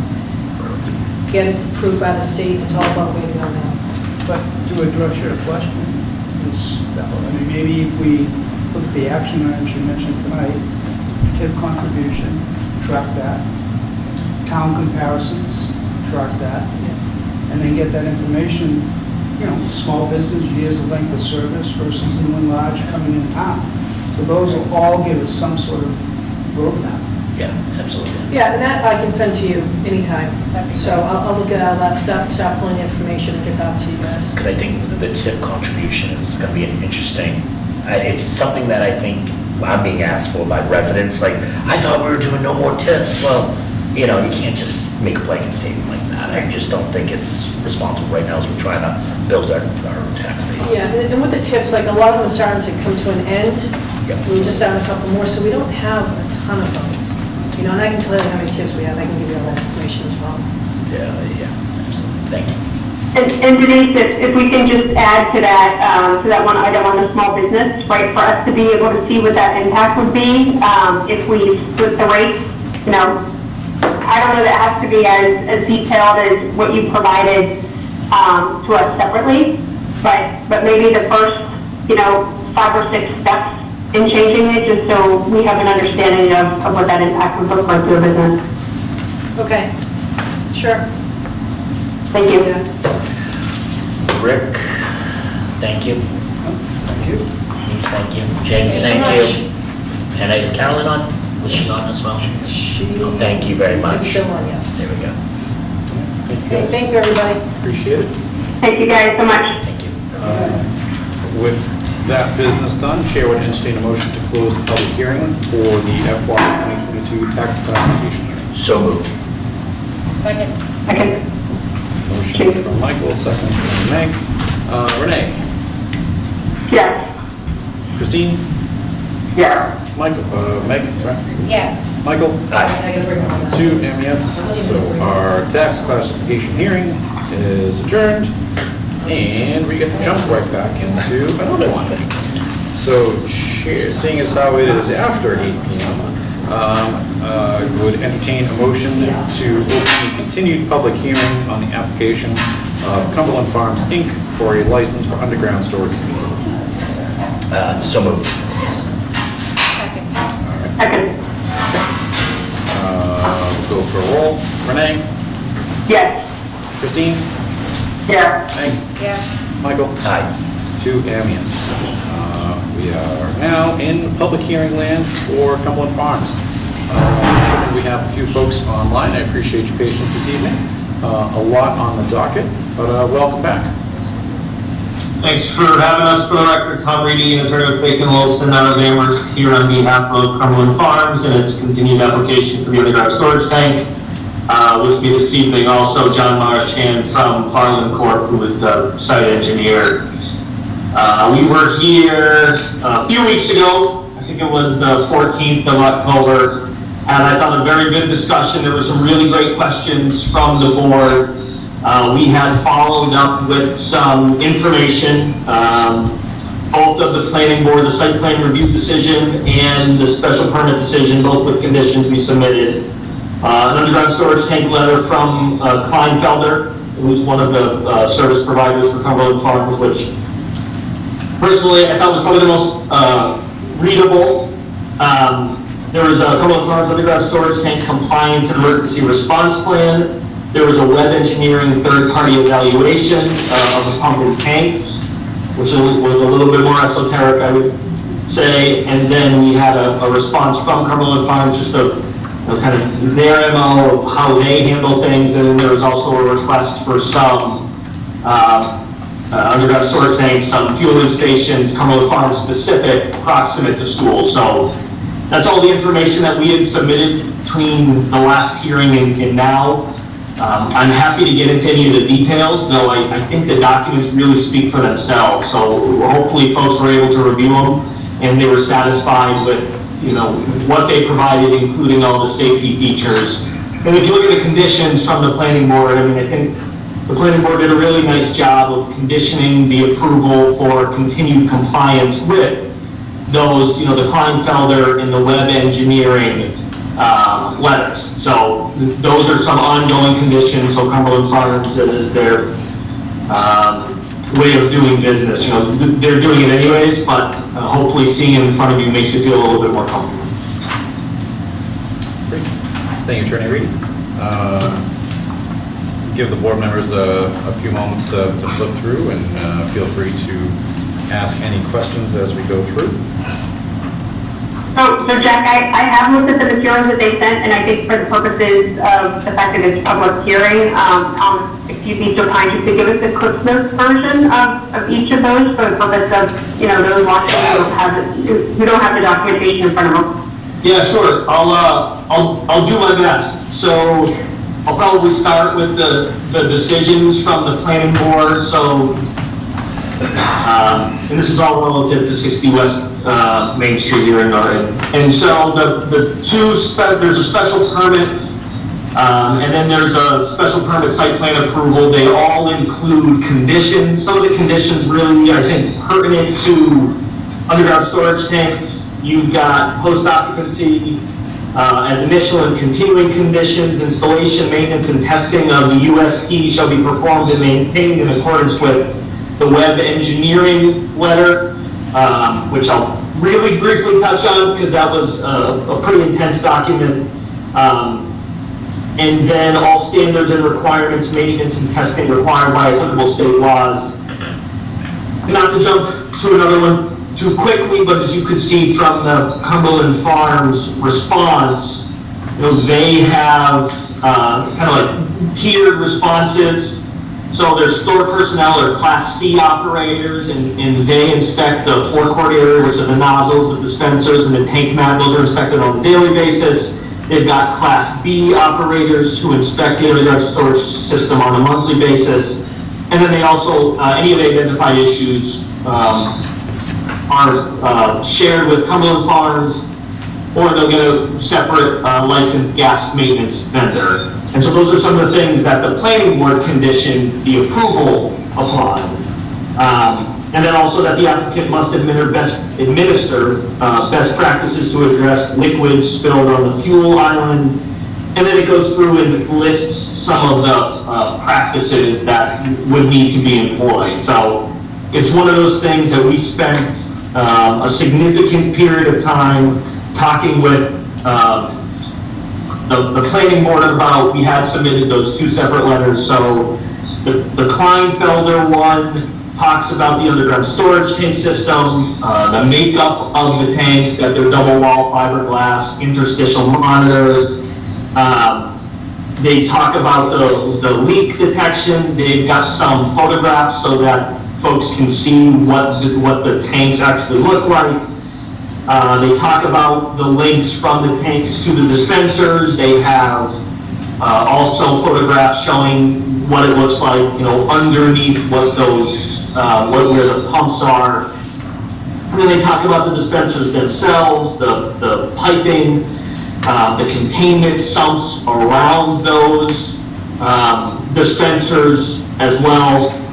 And then they've got the electronic monitoring and safety features associated with the tanks, sensors, interior sensors. There's the interstitial sensors, which are between those two levels, the two layers of fiberglass. And it's really, state of the art, I think, is the way that they ultimately describe it. Web engineering is, as I suggested initially, a little bit more esoteric. They talk about all of the different, really detailed submersible pumps, dispenser sump containment, spill containment buckets, overfill protection, vapor recovery, stage 1, stage 2. So when somebody puts the nozzle into their car, the vapors that are exuded, it's where does that go?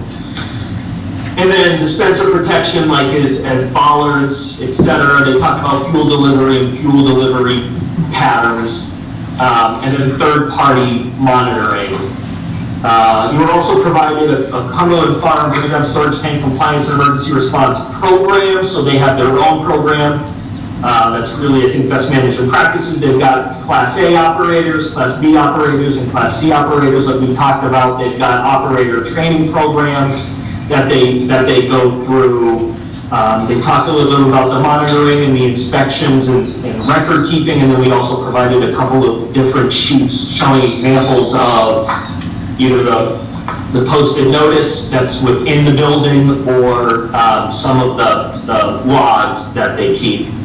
And then finally, you've got, as I had referenced earlier, as part of kind of best practices, Cumberland's response relative to just kind of generally what they do.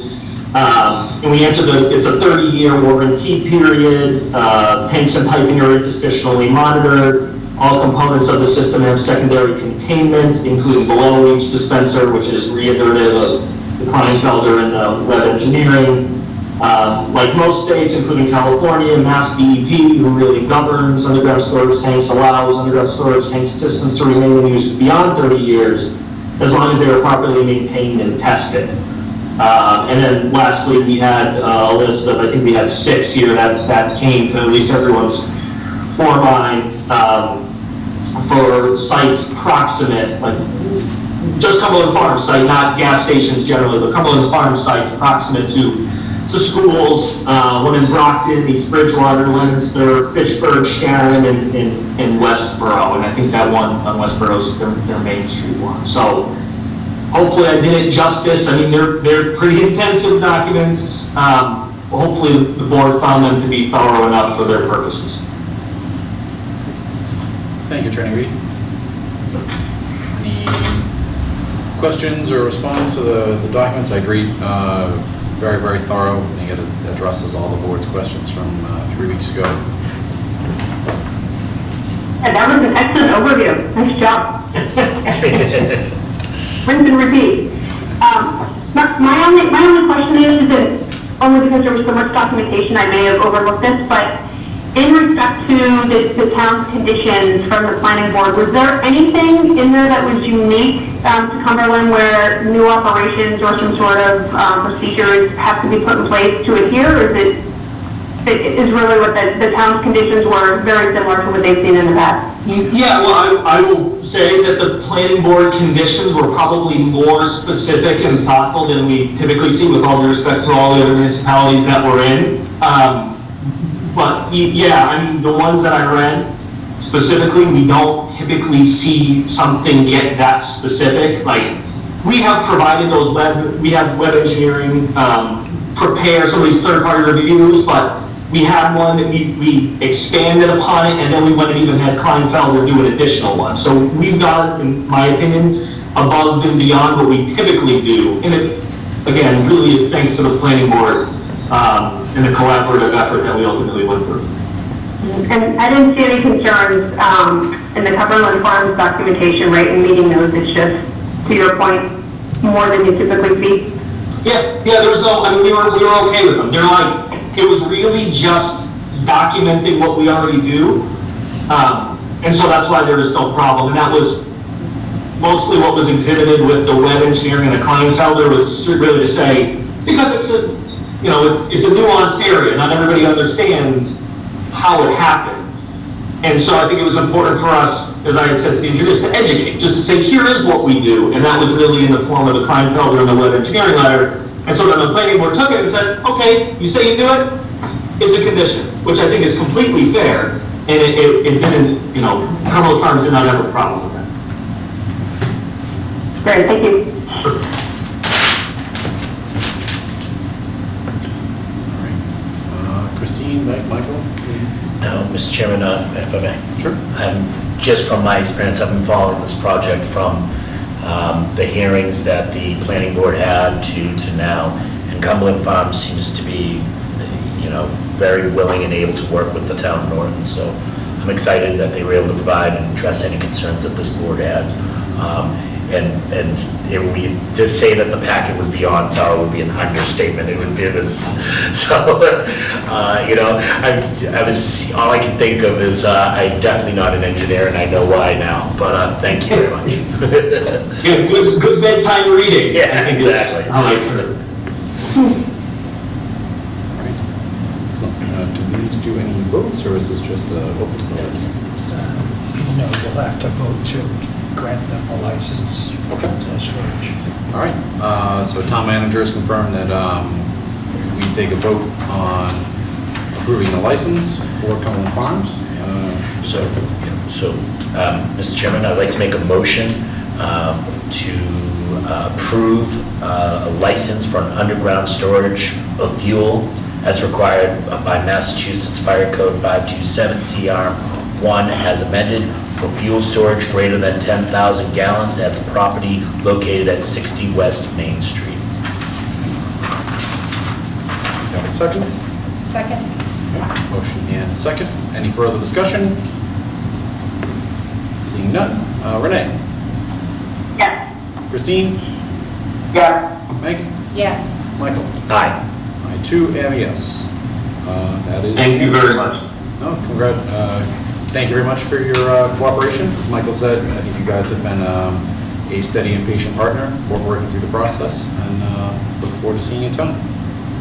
I think March 2022 is what I understand groundbreaking, so Excellent. next year you should have new Cumberland Farms on West Main Street. All right. Great. Excellent. We'll have to check it out. Great, thanks a lot. Thank you. Bye. Thank you. I'd like to make a motion to close the public hearing for Cumberland Farms. I'd like to make a motion to close the public hearing on Cumberland Farms.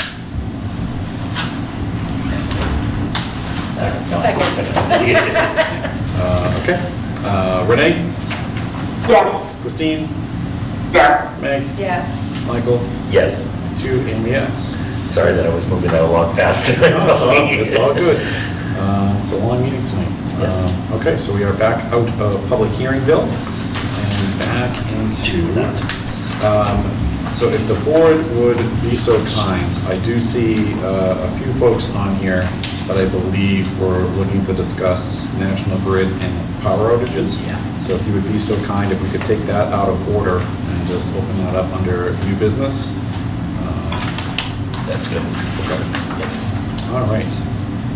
So obviously, a hot topic around town with last week's nor'easter that hit and left a substantial part of the town without power, some for several days. So I just wanted to use this opportunity to do almost an annual recap of the steps that Highway Department and National Grid takes to try to maintain the trees and the lines, and perhaps some of the background as to why some of these areas tend to be without power for so long. Members of the board included, right?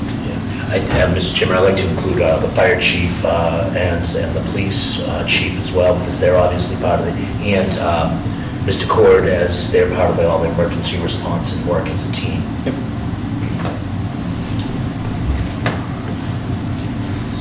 Mike, do you want to? Yeah. Sorry. So I just wanted to thank, as you said, thank the police chief, the fire chief, Ray Cord, and NEMA, and the highway department for the work they did. You know, it was tough early on that morning. The wind was still very strong, and the hours that these people put in, and you know, NEMA, all volunteers, it's remarkable. And in advance of storms, I mean, National Grid has been working hard to trim trees, and we didn't have a major problem with the Union Loop like we've had in the past, because they've been keeping an eye on that. And I know they had given Keith a list of trees recently that they're ready to take down. And it always becomes an issue because, you know, residents like the trees, and there are a lot of trees in Norton, and the residents like the trees, and they don't want to see them trimmed or taken down. But National Grid's become aggressive in trying to alleviate some of the situation. And just as a whole, you know, the linemen for National Grid, it's unbelievable what they did with 500,000 customers without power. And almost everyone you talk to, no matter what town they're in, what time's your power go out? 4:30 a.m. Wednesday. It was like boom, you know, and you know, some places didn't get it back till Friday or Saturday. But you know, I know that the fire chief works closely with National Grid and can give more insight on that. But you know, they are doing everything they can in advance to try and alleviate some of the situation. It always becomes tough because there's some of those people that are isolated. I mean, the worst thing could be if you're that one home at the end of a street somewhere where your power line gets knocked down and everyone else's power is coming back on. The lineman can't go up, first of all, until the winds go down below 35 miles an hour. And first they had to wait for some of the streets to be cleared before they could even access the power lines on those streets. So they had to have tree crews come in and open the streets and then get out there and start working on the lines. And I just want to remind people, when your power goes out, contact National Grid a lot of times people will call the town hall. And I was talking with someone recently from another town, and they had said they were out of power, not in this storm, another town, for like half a day. And then finally they called National Grid, like, no one's reported the power out. How would we know? So you do have to report it. I encourage everyone to download the app, and you can look at the map, you can see how many people out when it's estimated that it's gonna be back on. Yep, I lost my power at 3:43 a.m. and I spent Wednesday at Fresh Catch in Mansfield, and then I went up to my nephew Dale's up in Billerica, and Thank you. hell, my power came back on at 4:33 a.m. on Thursday. Renee, you got a comment, question? I did, Mike, I was gonna say, I think you hit the nail on the head, and I'm wondering if some of this isn't just like awareness. So, if we consider when we send the Norton alerts out, I don't know that people realize that crews can't get up in the air until the winds die down, right? I think a lot of folks are expecting more immediate restoral. I think National Grid has definitely been a better partner over the last couple of years, but, still understand the frustration. So I don't know if that's something that we can do, right? When we send alerts out, like as a reminder to people to say, report power outages to National Grid, this is how you can do it. National Grid has the alerting system as well. I mean, I actually found out that my power was restored and I was leaving home. So, it's a great tool because it'll help you with outages as well as restoral. And maybe we could just kind of think about that in our communications that, call National Grid, the weather has to improve before crews get there, but the more information they have and the priority of that would be helpful.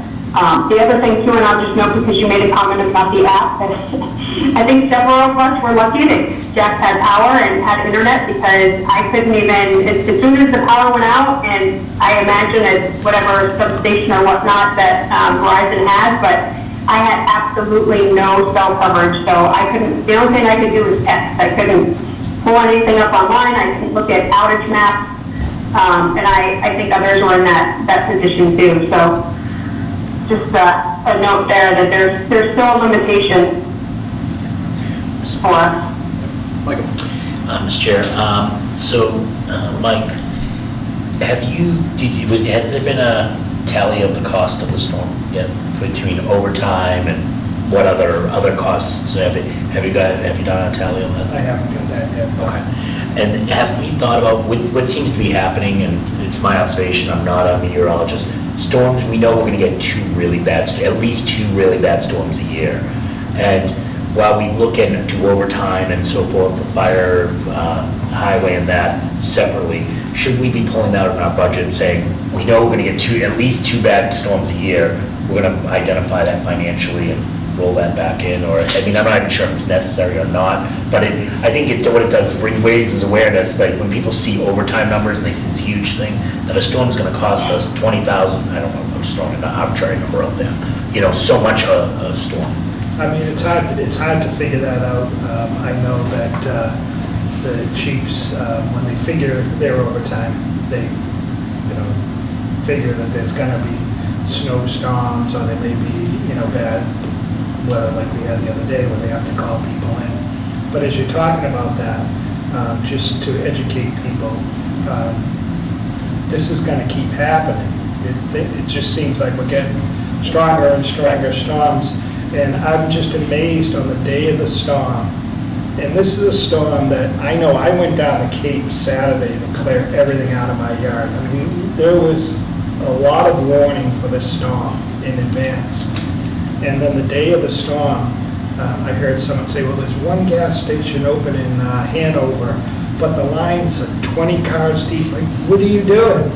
Right. Fill your cars up in advance. Get gas for your generators in advance. Don't wait the day. I know sometimes, like the hurricane in the summer, there's warnings and it doesn't come to fruition, but you're better off being prepared. Get your generator out, make sure it's working days in advance. We had plenty of warning this was coming, and just don't wait. Be out of gas on the day the storm hits. Get cash, you might need cash, things like that, And Mr. Chairman, just a couple of other follow-up questions. National Grid's response, I know that they're handling it, they got a lot of communities out. You know, I know that the fire chief is really the quarterback during some of these storms of kind of going, leading National Grid in a direction. It seemed like, they were responsive, but not necessarily responsive to streets access the way that he would have planned it. Is there a way to kind of send a message and say, you did a C on the storm, we need you to be a B or an A? Is there a way to kind of get that feedback to National Grid? Yeah, I think the chief is on, and is he on? I want to see you, Deputy Chief Robbins? We'll do that. The storm was last Wednesday, Thursday, Friday, people are still out. And I was gone Tuesday, so I just got back a few hours ago, so we will sit down to do that. Okay, and I know Christine has a question, so I have one more question, but I'll let you decide. Christine, why don't we jump to you?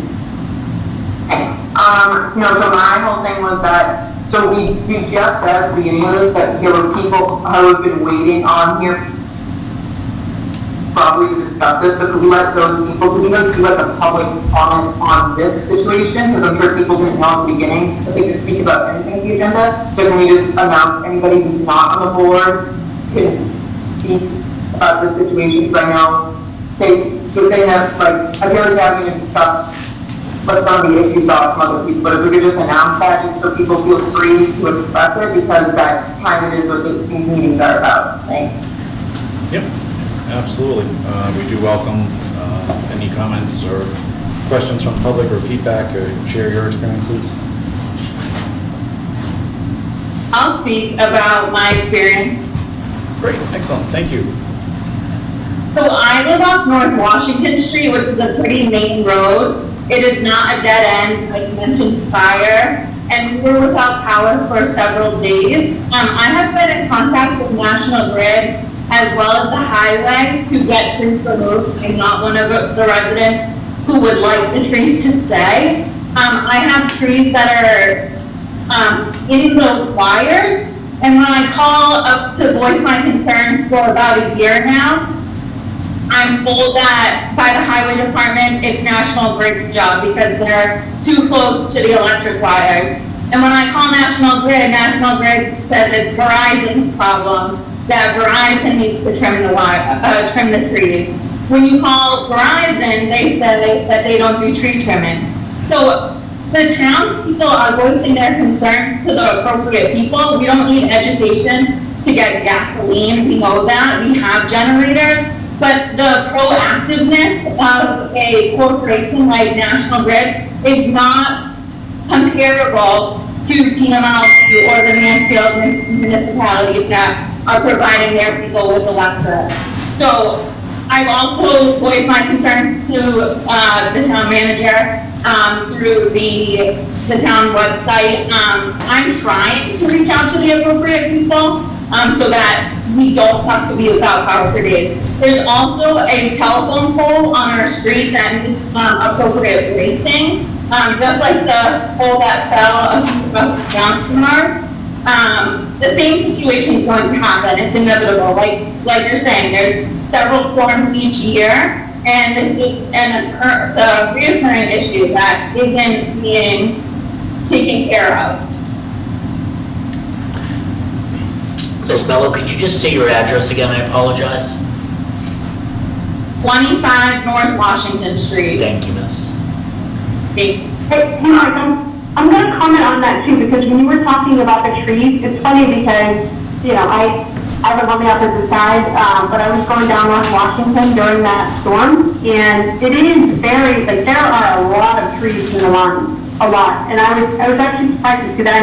I know it's very wooded, but it's certainly, when I compare it to South Washington, there's a marked difference in, the potential for them to lose power. And I remember a couple years ago, a tree went across there and it was out for several days then as well. But I don't know if that's something that we can ask the chief to help get some priority on so that they can come out and start clearing those. Or perhaps some clarity on who is actually responsible for clearing tree branches that are intertwined with that. This is not the first time that we've heard, call it this multi-agency finger pointing between National Grid, Verizon, or Comcast, or Highway, it goes back and forth. And we have a tree fund, right? We have the tree fund too, maybe an explanation of that. When it comes to clearing over the wires, National Grid will clear over their wires, but they will not clear the lower branches over Verizon's wires. So explain, Mike, explain how everyone's electrical's National Grid's wires are the wires at the tops of the poles, so they'll clear any branches that they think are affecting their wires, but they will not clear the lower branches that aren't affecting their. And as far as the town, we can't work on trees that are within 10 feet of wires, so we use companies that come in to help out with that. But we will not clear, we'll take trees down that we feel in the road layout and dead or damaged and gonna fall. We'll take them down. As many as we can each year with the 25,000 that we get. And then National Grid is responsible for any of the branches that are coming into the top wires on the poles. So, I guess, is this, Mr. Chairman, so is there a way to kind of create an idea of what's the high-risk areas? Like the top, right, National, I would love to see us have a top 25, list. These are the areas, here you go, National Grid, these are observations, these wires are tangled up in trees. The power is gonna go out next storm. Right, as I said, I'll get you the list that Keith just got recently from National Grid areas that they're looking at. All right, perfect. Could we perhaps overlay that with the map of the areas that were out the longest? Try to make some inferences as to which areas tend to suffer the most? Yeah. We get free. Same Holbrook. And the Grove and Holbrook, right? Mr. Chair, one But again, what about to answer the question, again, about a local municipality, why, I know we've been around this before, but my mother-in-law lives in Taunton, and she has the, whatever it is, literally never goes out. Pretty nice. And that, Mr. Chair, I was just gonna build on that. Mike, is there a way that we can do, we've been talking about it. We know that there's a huge expense for telephone poles, wires, infrastructure. We should know that number, what the cost to buy that from National Grid, Verizon, and all that. I think, is there a way to do a study or just to get some understanding of how much the cost would be to actually, if we were to tie into either Taunton allowed us to do it, we asked Mansfield, they said no, but if we were able to somehow get a waiver from the state or something to tie into them, plus what the cost would be, I think we're getting to a point where I would love to understand the real impact to the town, what that would be. Because National Grids are the highest rates.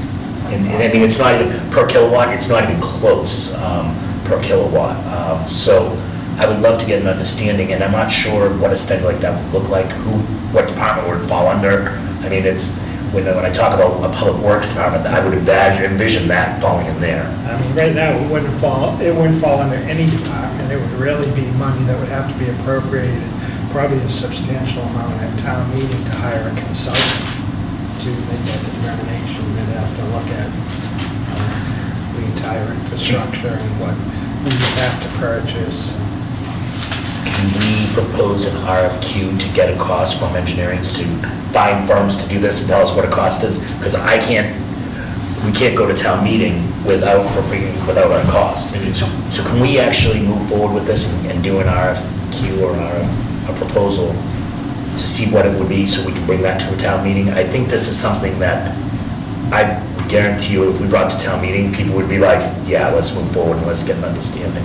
I'm not saying that we're going to start our own power company, but we first need to know the cost. Yeah. And then just I hate to interrupt again, but we are one of the only towns that border Taunton that aren't connected to their power source. I think it's us and Rehoboth. Everyone else has PMLP. And if you look at the map, us and Rehoboth were the ones without power the most. So I 100% agree that we need to start looking at better options. I personally don't care how much it costs. But if people are going to be out of power for 39 hours straight, if there's people who rely on medical equipment to run and just who knows what else, like people lost hundreds of thousands of dollars worth of food, you know, just the little things that you don't consider. You know, it's definitely something to look into, so I'd really like to push this forward, not kind of push it under the table. If we could work on those things. So, Michael, I know you and the town manager had conversations with TMLP within the last year, and Mansfield as well. Mansfield said no luck, but I think perhaps reapproaching those conversations and if it would be parallel to RFQ. If it would be okay with the chairman and the board, I would love to work with Mike and see if, you know, and when I say work with Mike, Mike knows that Mike's doing most of the lifting, so he's but I would love to work with him to see if we could get an idea of costs. That's a great idea. Hey, Michael, can you refresh my memory? Why did Mansfield say no? Yeah, Mansfield said no because the way they understand the way the law is written is once they allow us to tie into their system, that they have to allow other electric companies in, then that would basically change their economic structure and they would not be as affordable to their current customers. I'm wondering, you know, Renee, to that point, I'm wondering if there's ways to get state waivers, if there's ways to tie in there and deal with those things that legislatively we might be able to tie in as, you know, maybe it's a town, us saying that there's an economic / emergency need that we might be able to get something. I don't know that, but until we ask the questions, we'll never know. And then back to the question on tree trimming and the wires. So I believe the number I heard kicking around is like $35,000 a year for tree trimming, which doesn't seem like it's going to go very far, especially with the tree coverage that our town has. Is there any grants or any way to use state emergency funds to try to address this, or work with Verizon, Xfinity, whoever, to try to clear these lines? It just seems asinine that it should fall on either the town or residents to police their own lines. I understand National Grid would take care of their stuff, but it seems that might not always be the issue. I don't know of any grants out there that would help with it. It would just really be town meeting appropriating more money. And I'd like to see that National Grid list. Like, I think that's one of the, I think what we should do is be having an active, and knowing Keith already has it, you know, if anybody knows Keith, he's passionate about this, and his crew works very hard to be in this. I bet they already have a target list, but I would love to see if it, just to kind of get it out there to keep that up to date. Mike and or Jen, don't we have like Verizon liaison for municipal stuff? Like, I feel like I always get, like, when I pick up the mail, there's always something about like, your Verizon bill has changed, blah, blah, and I'm like, in my mind, I'm like, I really don't care because it's not affecting me. But then there's, at the bottom, it's like a municipal, like, liaison, essentially. Is there any way to reach out to them to discuss, like, because I don't want to, you know, us call, like, Verizon, their, like, 800 number, and try to find a rep to do it. Is there any way we could reach out to that liaison and discuss about trimming and why they don't, really don't come and cut their trees? Yes, we have a liaison. I'll reach out to her. Thank you. I guess we get a debrief from National Grid, perhaps if they could mark up where the failures were on the grid, whether it was at, call it the street level or more on the distribution side through town land or through their easements.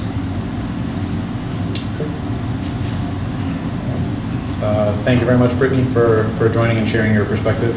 Appreciate that very much. Thank you for hearing it. All right. Okey-dokey. Jump back around. Let me know where we are. We are back to announcements. I know, so item number 4, the Girl Scouts recognition, was asked if we could hold off on that one. Apparently those projects have not officially been accepted by the corporate Girl Scouts group, so they want to be able to make sure that they have that firm rubber stamp. All right, so let's see. First up is the Exit 10 LLC Community Outreach Notice. That is being held Tuesday, November 16th at 6 p.m. It is a Zoom link. All this information should be available on the town website, on the calendar and news and events. This is to discuss Exit Town LLC is holding a virtual community outreach meeting for a proposed adult use marijuana retail dispensary. The proposed site is 407 to 411 Old Colony Road in town. It's open to any interested party. We have the recognition of the Norton Youth Cheer Squads. You got some hardware there. They do. There's a lot of shiny trophies. I believe these are the social media postings, so I'll just read these as written. From Norton Youth Football and Cheer, this is what history looks like. The first ever Norton Youth Cheer Squad to be grand champion, the highest score amongst all teams competing. This would be the 10U Cheer Squad. History is just beginning. Congratulations to the Lady Junior Lancers. Nice big trophies there.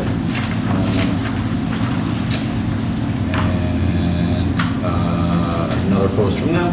There has never been a squad who has ever been back-to-back champion. I'm sorry, back-to-back-to-back champions. That's 3 times. Never ended today. Congratulations to the 3-time EMAS champions, the 12U cheer squad. Next up, looking to become a 3-time state champion. Let's go, Lady Junior Lancers. Making the comeback greater than the setback. That's a good line. And lastly, this sounds like a riddle. What do you get when you take the youngest squad in the 8U division, add some hard work and dedication? You get an incredible 3rd place finish by your 8U cheer squad. These young ladies, ranging from 5 years old and up, had Norton High going crazy. The future of our program always lies within the 8U and flag programs, and let me tell you, our future is going to be amazing. Congratulations to the 8U cheer squad and their coaches.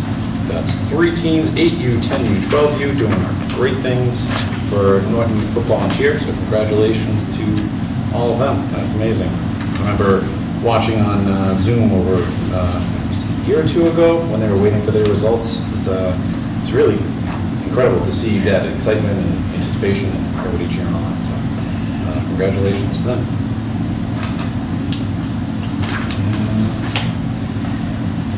Hi, yeah, I have a couple more announcements.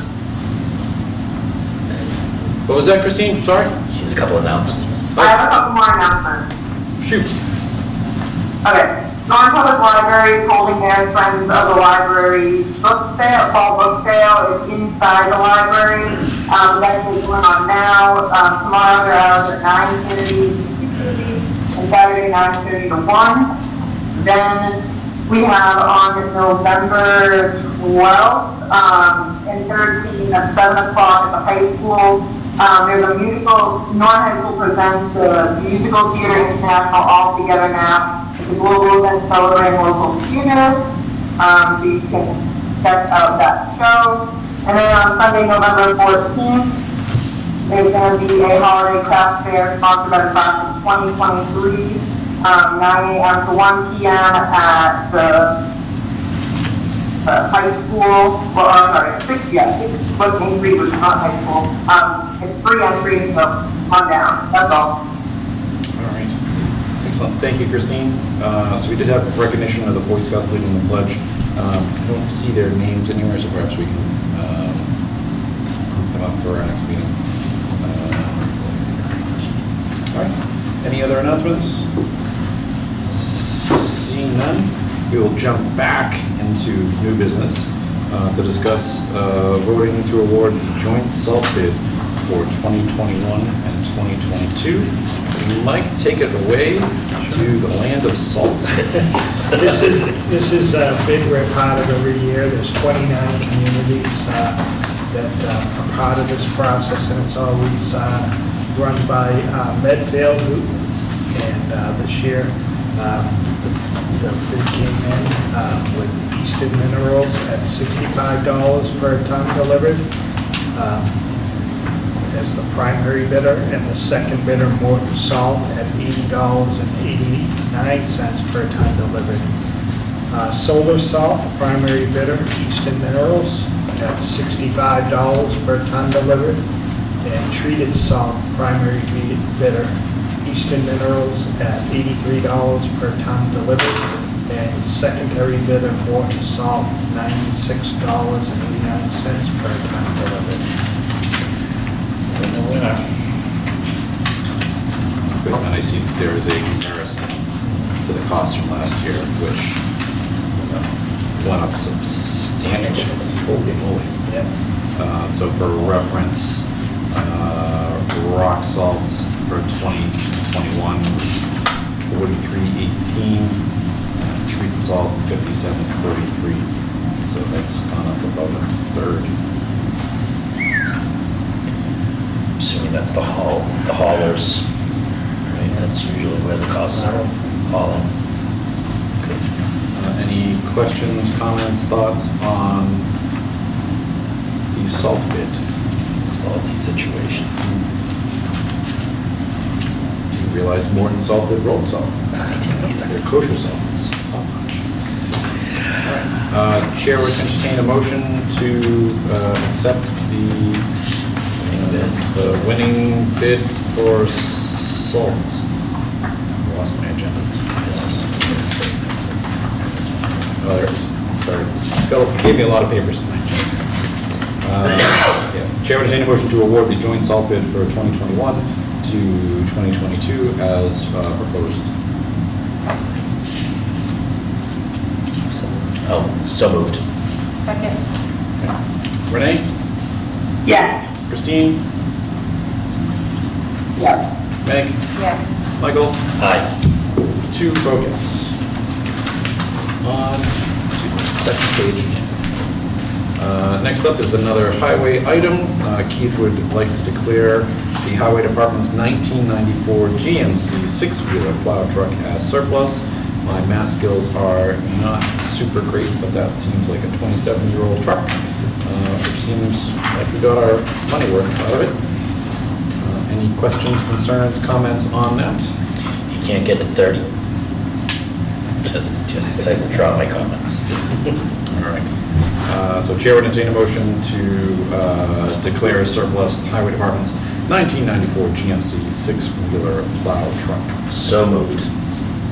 Second. Renee? Yes. Christine? Yes. Meg? Yes. Michael? Aye. 2 and yes. Very good. Next up. Well, let's pause here. Is there anything, since it's already almost 9:30, is there anything on here that can be or should be held off for a future meeting in the interest of time? I just added the discussion of strategic planning. Obviously, that's going to take a lot longer. My only food for thought for the select board tonight is, would we ever consider moving this meeting to Tuesday nights? Second. I'm throwing it out there. Thursdays are just wildly difficult by the end of the week. It's like insanity between work and home life. But just throwing it out there. And then along those same lines, once we if we do end up moving, or whether we end up staying, or whatever, I will propose I've been looking at, again, I keep referring to my fellow select board members in Foxborough, but they shared with me their agendas and everything, how they back out all of their planning stuff, and their meetings never go over 2 hours. Like, it is rare. So I think we can, there's lessons learned in terms of how they have the same, you know, a lot of the same issues that we do, but how they can compact it and a little bit more planning. Like, we know the budget season's coming up, so we should already have they have the schedule for the year in terms of when, and I know we're always flying by the seat of our pants, but anyway, I'm just gonna throw that out there. We can talk about next time, but hopefully next Tuesday. All right. Thursday. So we can talk about Tuesdays. I have no problem. Each day of the week is as good as any other. Or as bad. For me, it's just, I wouldn't, if I had my druthers, I would keep it on Thursday, unfortunately, because it's the same problem that you have on Thursdays, I have on Tuesdays, so it's just kind of. So perhaps we keep that as part of a bigger discussion. Yeah, that's all right. Okay. Meg, if you could get like some, like, I don't know, like documents I have them, yes, I have them, Christine, I just left everything at home because I didn't get home. Perfect. Then I am more than okay if you could share them, like. Yeah, he handed me a ton of That we stuff. can look at them before. Yeah, I'll have to scan them and then I'll send them around. Mr. Chair. Okay. Just add on to, and I apologize, I sent it out 2 days ago, it's just still in my outbox on my way here, I was like, why is this not out? I had sent an email to the board talking about planning and goals priorities. As we're sitting down, Renee and myself are sitting down with Mr. Units next week to talk a little bit about his goals and plannings and so forth that we're a little overdue on. So, but more importantly, that's also talks about planning and just trying to consolidate what our goals and plans are. Excellent. More planning, more gooder. More planning, more gooder. Okay. So with that being said, is there anything on the agenda that can be pushed off? Yeah, I mean, we have the wireless internet service plan. Is that time bound? Is there a vote on this? Jason still. Jason, can you hold off on presenting the internet service plan to a future meeting? Yes, certainly. No problem with that? Sorry, Jason, didn't realize you were hanging around waiting on that. Appreciate your flexibility. Sure. All right. Renee, the host community agreement template, is that something that we could deal with next week? Or next, Unless folks have read it, because it'll just take a couple minutes, Jack, I'd like us to approve the template in case we get more coming through, because it's almost 2 years old. But if nobody's read it, then let's definitely move it. I have not looked at it myself, so if we can hold off on that. Yep. All right. Okay. Discussion on the fall annual town meeting. I think that's probably worth discussing now while it's fresh in our minds. Mr. Chairman, ma'am? Yep. One of the things that, that came up that Mr. Francis brought up was one of the petition articles was the $100 fine per day, and it's something that I want to talk about in the spring meeting. That's basically by default because we have no bylaws regarding fines of $100 per day. We have to fall under the Title V laws, and it's something that I'm going to take on, and I was going to talk to Mike. I had mentioned to Mike already that we have to adopt the fine mechanism with the water department to get out of that $100 per day, because I don't think there was everybody who was like shocked by that $100 a day. I think that's one of the things that I think should be addressed at one of the next town meetings.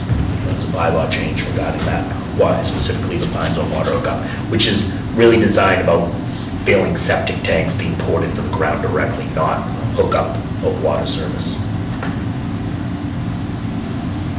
So that's, for me, that was one of the only things that I really kind of took away from, that we should probably look at it. So Jack, let's just get this on the next agenda, because I have several items that'll take a little longer. Okay. We'll move this to the next one as well. We've already done number 8. We've done old business. Town manager's report, HR update. Just to let you know, the consultant will be in again tomorrow. Mary Beth will be meeting with some more of the department heads on the HR audit and going. Hopefully the report will be done by the end of the month. Any questions for Mike on this? So I look forward to seeing the outcomes of that. Select board report and mail. Anyone have anything they would like to share? I see shaking heads next to me. I see silence on Zoom. All right. Warrants and minutes. So I have approved payroll warrant PR 22-09 for the week ended October 16, 2021. Warrant dated October 21, 2021 in the amount of $1,517,231.66, as well as invoice warrants AP 22-17 dated October 21, 2021 in the amount of $123,824.24. Invoice warrant AP 22-18 dated October 28, 2021 in the amount of $1,406,466.70. And invoice warrant AP 22-19 dated November 4th, 2021 in the amount of $1,115,647.48. And lastly, payroll warrant PR 22-10 for the week ended October 30th, 2021, warrant dated November 4th, 2020 in the amount of $1,553,112.41. Those seem all high consistently. Does someone sit out on them? Because they're usually like 800,000. We usually see one of the payroll warrants about 800 to 900,000. Is there anything that's for the payroll or the invoice? The invoices. Yeah, maybe the invoices have there's the healthcare costs for 22-18. Okay.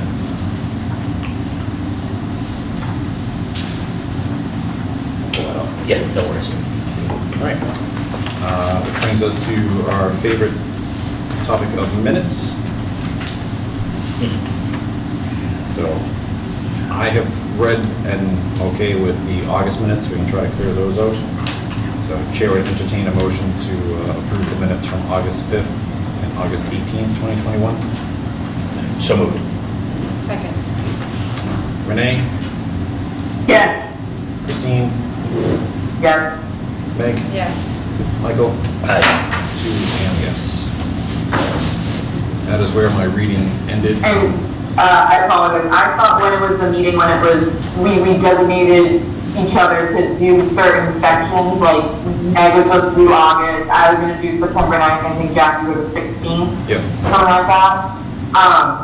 So are we reading all the minutes now, or are we just reading the minutes that we were assigned? To be honest with you, Christine, I just forgot and I just started reading from the oldest ones forward, so. Okay, no worries. Okay, so we'll just read them all and just try to crush it next time. Okay. If we could clear out September for our next meeting, that would be good. Try to keep it within a month. All right.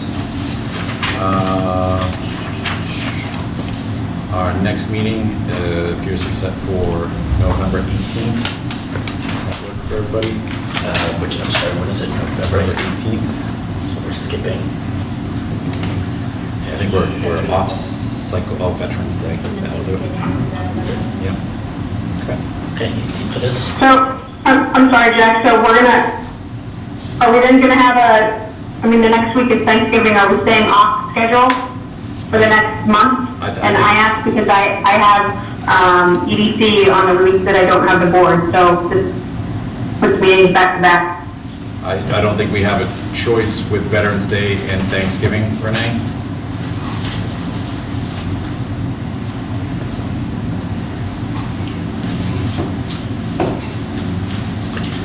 So are we able to do, okay, so if I'm reading it right, we have the next meeting on the 18th, then Thanksgiving the 25th, then we have one on the 2nd. So would we then do one on the 9th to get back on schedule? Yeah. Yep, I think Mike's pointing out we would meet on the 9th and 16th of December since... Yeah, but then are we gonna run into the same issues, because the next meeting is the day before Christmas Eve? Yeah, I think Mike's saying we would not be meeting on the 23rd. Meet on the 9th and 16th. Okay. So 9th and 16th. So holiday season's gonna shift some things around. So. Just to get it out there, Mr. Chair, November 11th is parade at 10 a.m., starting at the Yale School for veterans. Thank you very much. Okay. Are there any other business, sorry, is there any other business coming before the board this evening? Seeing none. Motion to adjourn? No. Oh. Nice try. We do have our executive session. That's right. So I declare under General Laws, Chapter 30A, Section 21(a)(3), that the purpose of the executive session will be to discuss strategy with respect to litigation, i.e. Bell Music, because the discussion of strategy in open session could compromise the purpose of the executive session, and with the board to not return to open session at the conclusion of executive session. I move that the board go into executive session under General Law, Chapter 30A, subsection 21A3, for the purposes and reasons declared by the chair with the board to not return to open session thereafter. All right. Do we have a second? Second. Okay, motion by Michael, second by Meg. That's our roll call vote. Renee? Yes. Christine? Yes. Meg? Yes. Michael? Aye. I too am a yes. So, thank you very much, everyone, for joining us this evening. We will see you in 2 weeks. Okay?